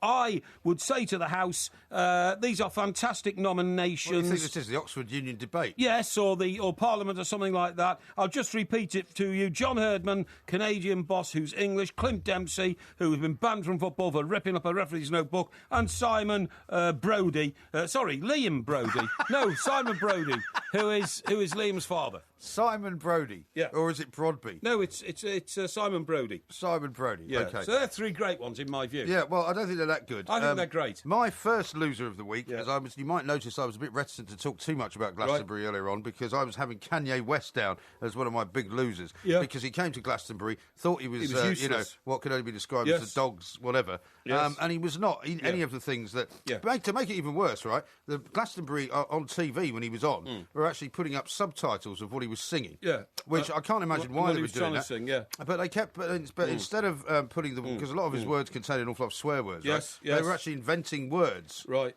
Yeah. Like mother plucker. Yeah, right. To put on and ligger. And I mean, just ludicrous, right? So the whole idea of Kanye West, and the idea as well that he came out and said, I'm the greatest rock star of all time. Couldn't remember the words to Bohemian Rhapsody, which he was faking anyway. He was lip syncing, right? And then when the Who came on the night after, and they actually made a bit of a comment about it and said, we'll show you who's the greatest rock and roll star in the world, because Pete Townsend claims it was him. So Kanye West is my first one, right? Right. And one of the subtitles also put up, because it was going so badly. When is this going to be over? Oh, dear me. So I think that's better than any of yours already. No, it's not. My second loser, of course, is Chelsea Football Club. Not because they're having to close their stadium down for a few years while they rebuild it, but because the movement from Chelsea to Arsenal by Peter Cech, who's got a long-term contract at Arsenal, I think he's going to come back and bite them. I mean, last season they got rid of Frank Lampard, and fortunately Manchester City was so useless it didn't make any difference, but it could have made a big difference. I think this guy going to Arsenal could make a massive difference. But you've just nominated the league champions as losers. How ludicrous is that? Because they've offloaded one of the greatest goalkeepers. Yeah, because they've just offloaded for not very much money one of the greatest goalkeepers that they've ever had playing for them. Jose doesn't make mistakes. He was told not his question. He was told he shouldn't let Mata go. He was told he shouldn't let Lukaku go. He doesn't make mistakes. So that's a ludicrous one. Ludicrously bad. Ludicrous. All right. And my final loser of the weekend is Alexis Tsipras. Do you know who that is? Alexis who? Tsipras.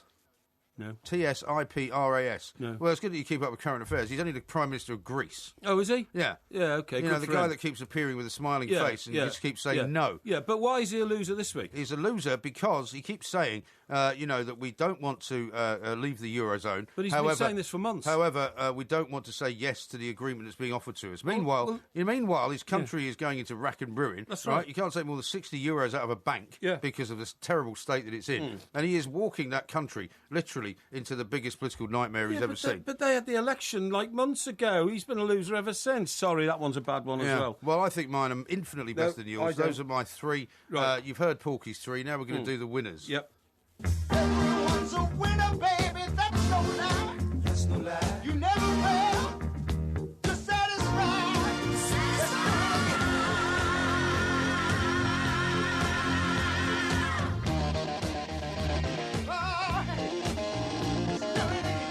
Okay, off you go. Let's hear your three. Okay, for it, very straightforward, because I've decided to go for, more straightforward ones rather than the bizarre ones that you've been putting up. Because since you won last week, you decided to change it then. Well, anyway, look, the first one, and it's an obvious one, but he's got to be included, is Mark Sampson, who is the women's under-21 manager, okay? Yep. And that contrasts, of course, with the Canadian boss, John Herdman, who's also an Englishman, who's a loser. So you've got the Canadian boss in as a loser, and the English boss in as a winner because of one football match. Absolutely right. How pedestrian is that? No, that's not pedestrian. The second one is Shabani, okay? Who? Shabani. The silverback gorilla. Oh, yeah. Okay, if he's better looking than most of he's better looking than you. That's a stupid and trite statement, which I'm not going to rise to. He's better looking than most women's girlfriends in Tokyo. So all the girlfriends are going to women's Tokyo girlfriends? Women's boyfriends, I'm sorry. And so all these young women are flocking to the zoo in Tokyo to see old Shabani, who they say is more handsome than their boyfriends, and he's a gorilla. This is also a story that's about a week old. It doesn't, no, it says it's not. It's something I read about it last Wednesday. No. It's something I highlighted today, and that makes Shabani a great winner. And the third winner for me, and this is a Wimbledon theme again. Okay, as I had a Wimbledon theme the last one, is Chris Evert, who turned up today for ESPN at Wimbledon as a broadcaster 40 years after winning her first title there, and looking as elegant and as glamorous and as impressive as she did all those years ago. She truly is one of the great winners of all time. Because she's glamorous. No, because she's an outstanding woman who had a great track record. And she doesn't mind being a woman as well as being a great tennis player. No. She's a great tennis player. It's a sexist alarm for this one. No, not at all. Alarm. She is a winner for her longevity in the game of tennis. To still be involved at the age of 60 after being a great champion as well, that makes her a winner. I commend to this House the three winners I've nominated as being ultimately superior. What on earth are you bagging on about? Ultimately superior to old MGs. Well, I've got my first winner, of course, is Liam Broadby. Or should I say Brody? Not just because he's got through to the first round, but because he now has practically doubled the money that he's made in the last 4 years by winning one game, which I think is tremendous. You get 47,000 for going through to the next round, and I think that's fantastic. I concur with you about Mark Sampson, and I say Mark Sampson and English football actually is a winner because English football fans now have actually got something to cheer about. Yes, that's right. After having an entire year since the World Cup in Brazil, nothing really to look forward to. There's now a fantastic football match, which I hope lots and lots of people will tune into TalkSport on Wednesday night, listen to us as we describe the action. We don't have the commentary on it, do we? I don't believe we do. No. But maybe that'll change. We'll keep you all up to date. Maybe that'll change, but you'll be able to give expert analysis because you've been chasing women's football for 20 years. I have indeed, And so that's a great thing. And then my final winner is a politician, and that man by the name of Simon Danjuk. Now, I don't know if you know him. Yeah, his wife's just separated from him. She's the one who likes putting out selfies of her rather voluptuous ample bosom. Yeah, ample bosom. And you know why he's a winner? Why? Because she's left him. Well, because this woman I think that's is sexist. clearly... No, it's not. That's sexist. How is that sexist? How do you know that he's not a pain in the butt to live with He may and well that she's be. had enough of but him? All I can say is if I was married to this woman, at times you would just be so exasperated with her constant kind of attempts at self-publicity. Which he supports, by the way. Well, not anymore, he doesn't. He does. He's constantly pictured with her in the selfie saying, look at my beautiful wife. No, he's not in the selfies. That's the whole point of the selfie. It's just her. She reached a new low for me, I think, a few months ago when she was tweeting pictures from the changing room of a lingerie shop where she was saying, what do you think of this? As she tried on different corsets and bras. I mean, clearly the woman is not all there as far as I'm concerned. I think that's a poor I choice. think he's going to be much better off without her. Yeah. So those are my 3 winners. You heard Porky's 3 winners. You can now vote. The voting will be open very shortly. I will send a tweet out from the 2 Mics account, and you can either favourite it if you want me to win, or you can retweet if you want Porky to win.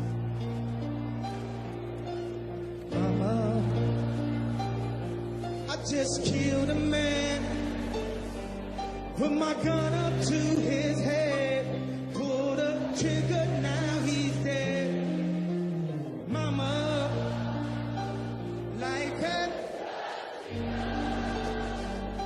but now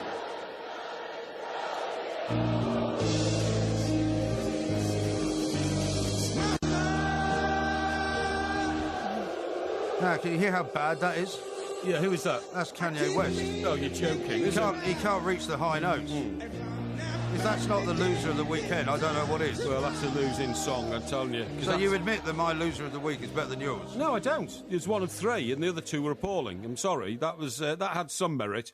But mine overall were easily better. My losers. Well, I've just sent out the tweet at the 2 Mics. Yep. Retweet for Mike Parry, favourite for Mike Graham. Yes. I think Kanye West alone should win it for me. No, but the other reason I wanted you to hear that Bohemian Rhapsody song is that there's I know you're very keen on surveys, so I've got one of my own here, and this is the top 10 vanthums, right, as they call them, that are played in cars. But these are not just played in cars; these are played and they're calling it White Van Man. Oh yes. Right. Bohemian Rhapsody comes in as number 1, but I'll go back from the others, and you can tell me how many of these you like. Back in Black, AC/DC, number 10. I've never heard of it. You never heard of Back in Black by AC/DC? No, I don't think so. Number 9, Everybody Wants to Rule the World.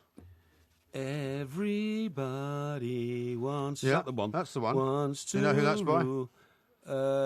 Somebody like... everybody wants to... Somebody like... no, I don't know, actually. Tears for Fears. Tears for Fears, that's it. Yeah, I remember that now. Number 8 is... What were they? Glam rocks, weren't they? Glam no, rock. they were not glam Yeah, rocks. they were. They came from Bath, actually. Yeah, but I used to watch them busking in Bath. Yeah, but it was the glam rock era. They used to have a band called Graduate. Oh, really? When I was at university there. Oh, right, okay. Thriller, you obviously know.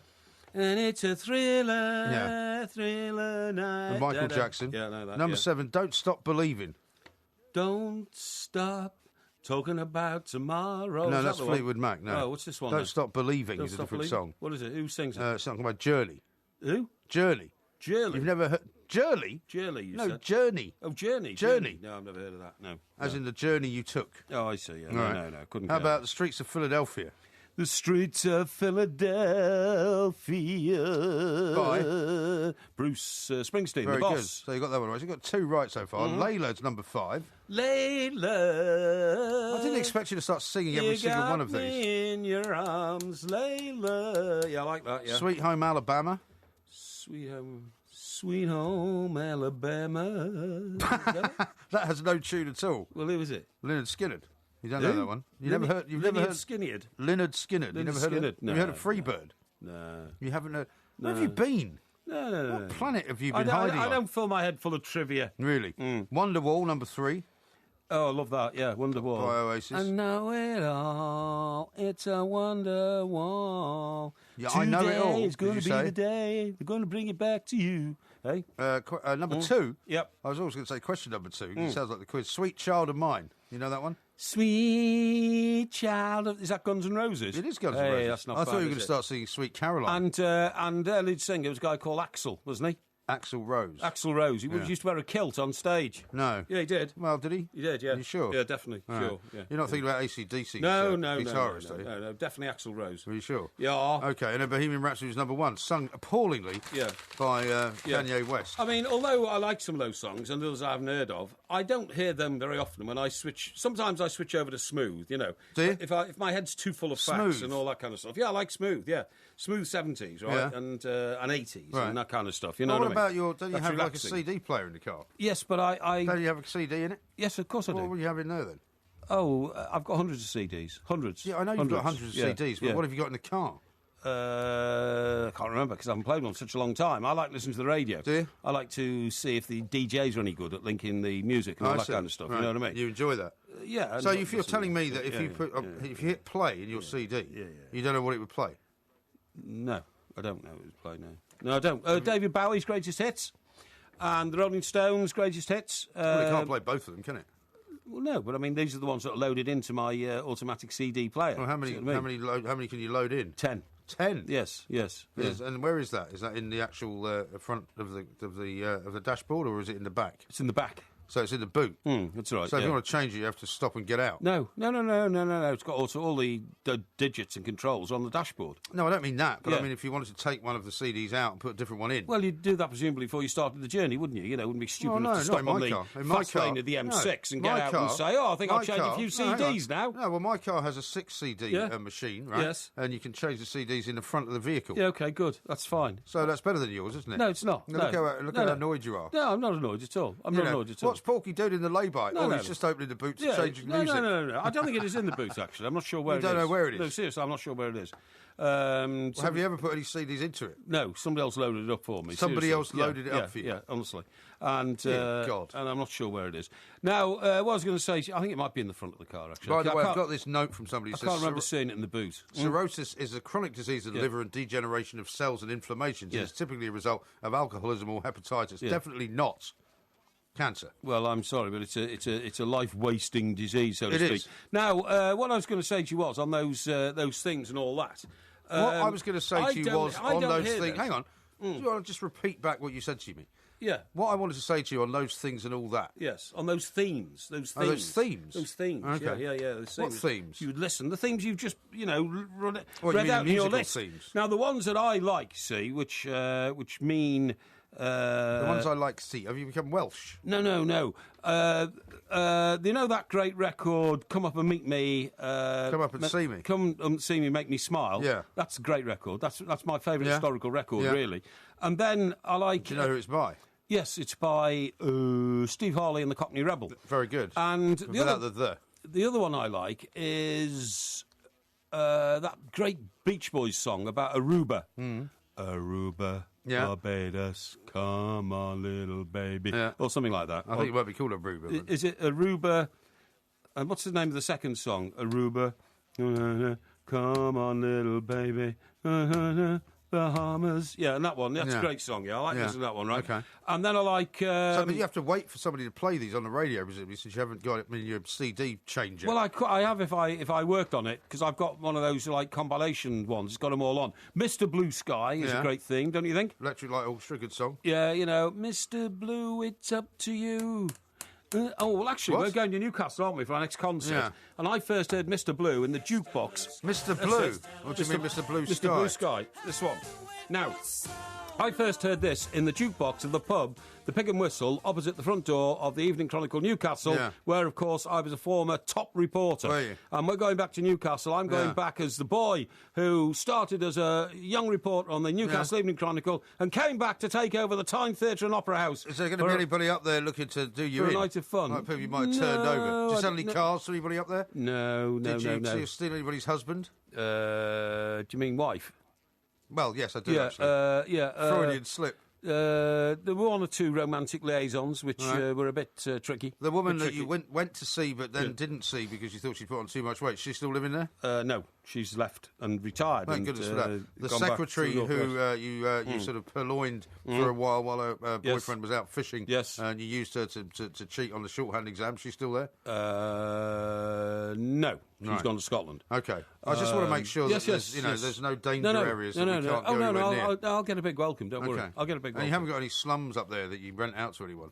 What do you mean by that? I'm just wondering if you've got any properties up there. Because if you've got property up there, we can stay there instead of some hotel which charges ludicrous amounts of money for breakfast. Somebody would be living in it. I do have plans for my retirement home up there, as I've told you a number of times. Right. And it'll be on the coast, and it'll be like Seaton Sluice or somewhere like that, or whatever. But, that's for the future. We've got a lot of work to do between now and then. We've got to re-establish ourselves, as the formidable duo that we are. Simple as that, okay? Yeah. Here's an interesting tweet from somebody, or a text rather, that says, Graham, I don't know whether that means your name's Graham or my name's Graham, bearing in mind that the MP's wife you mentioned as a loser being deranged, perhaps it escaped your notice that she recently revealed that she spent years being sexually molested in her childhood, and that might have some effect on her posting of photos. Have the guts to read this out. Well, I'll tell you what, since you don't give your name, of course I'll read it out. The problem is those claims have been roundly denied because she's accused her own brother of doing it, and which tells me that, I don't think anything's possibly going to come from it, but that's another story. Well, her family turned against her, but I have to say, in response to that, she got much more specific on the allegations, and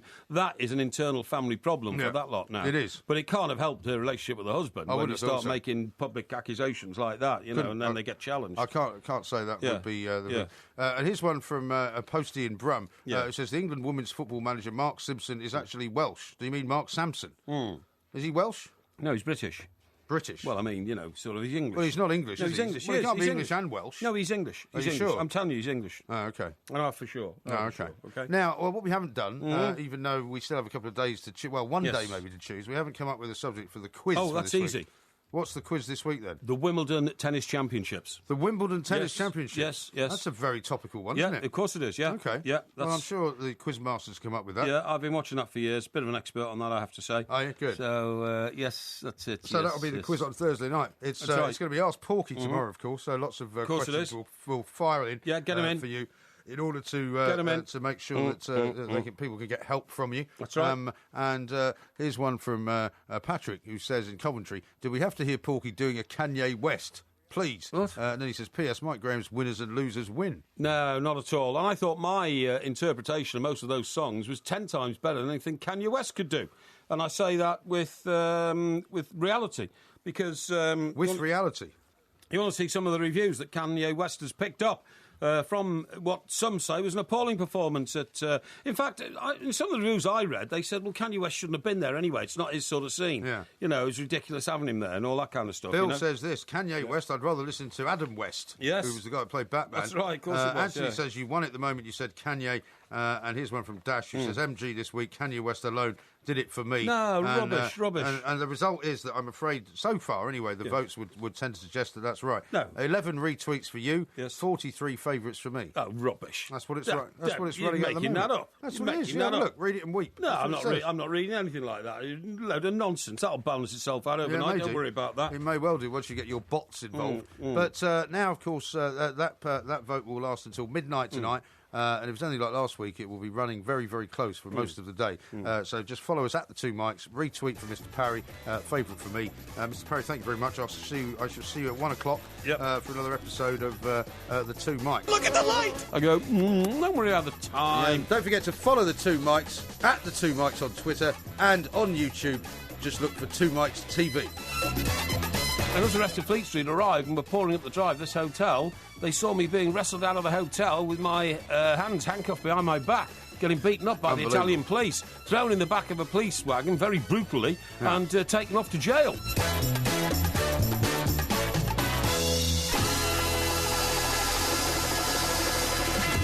You know, I was like a dog locked in a car. I was panting, and what are you laughing at?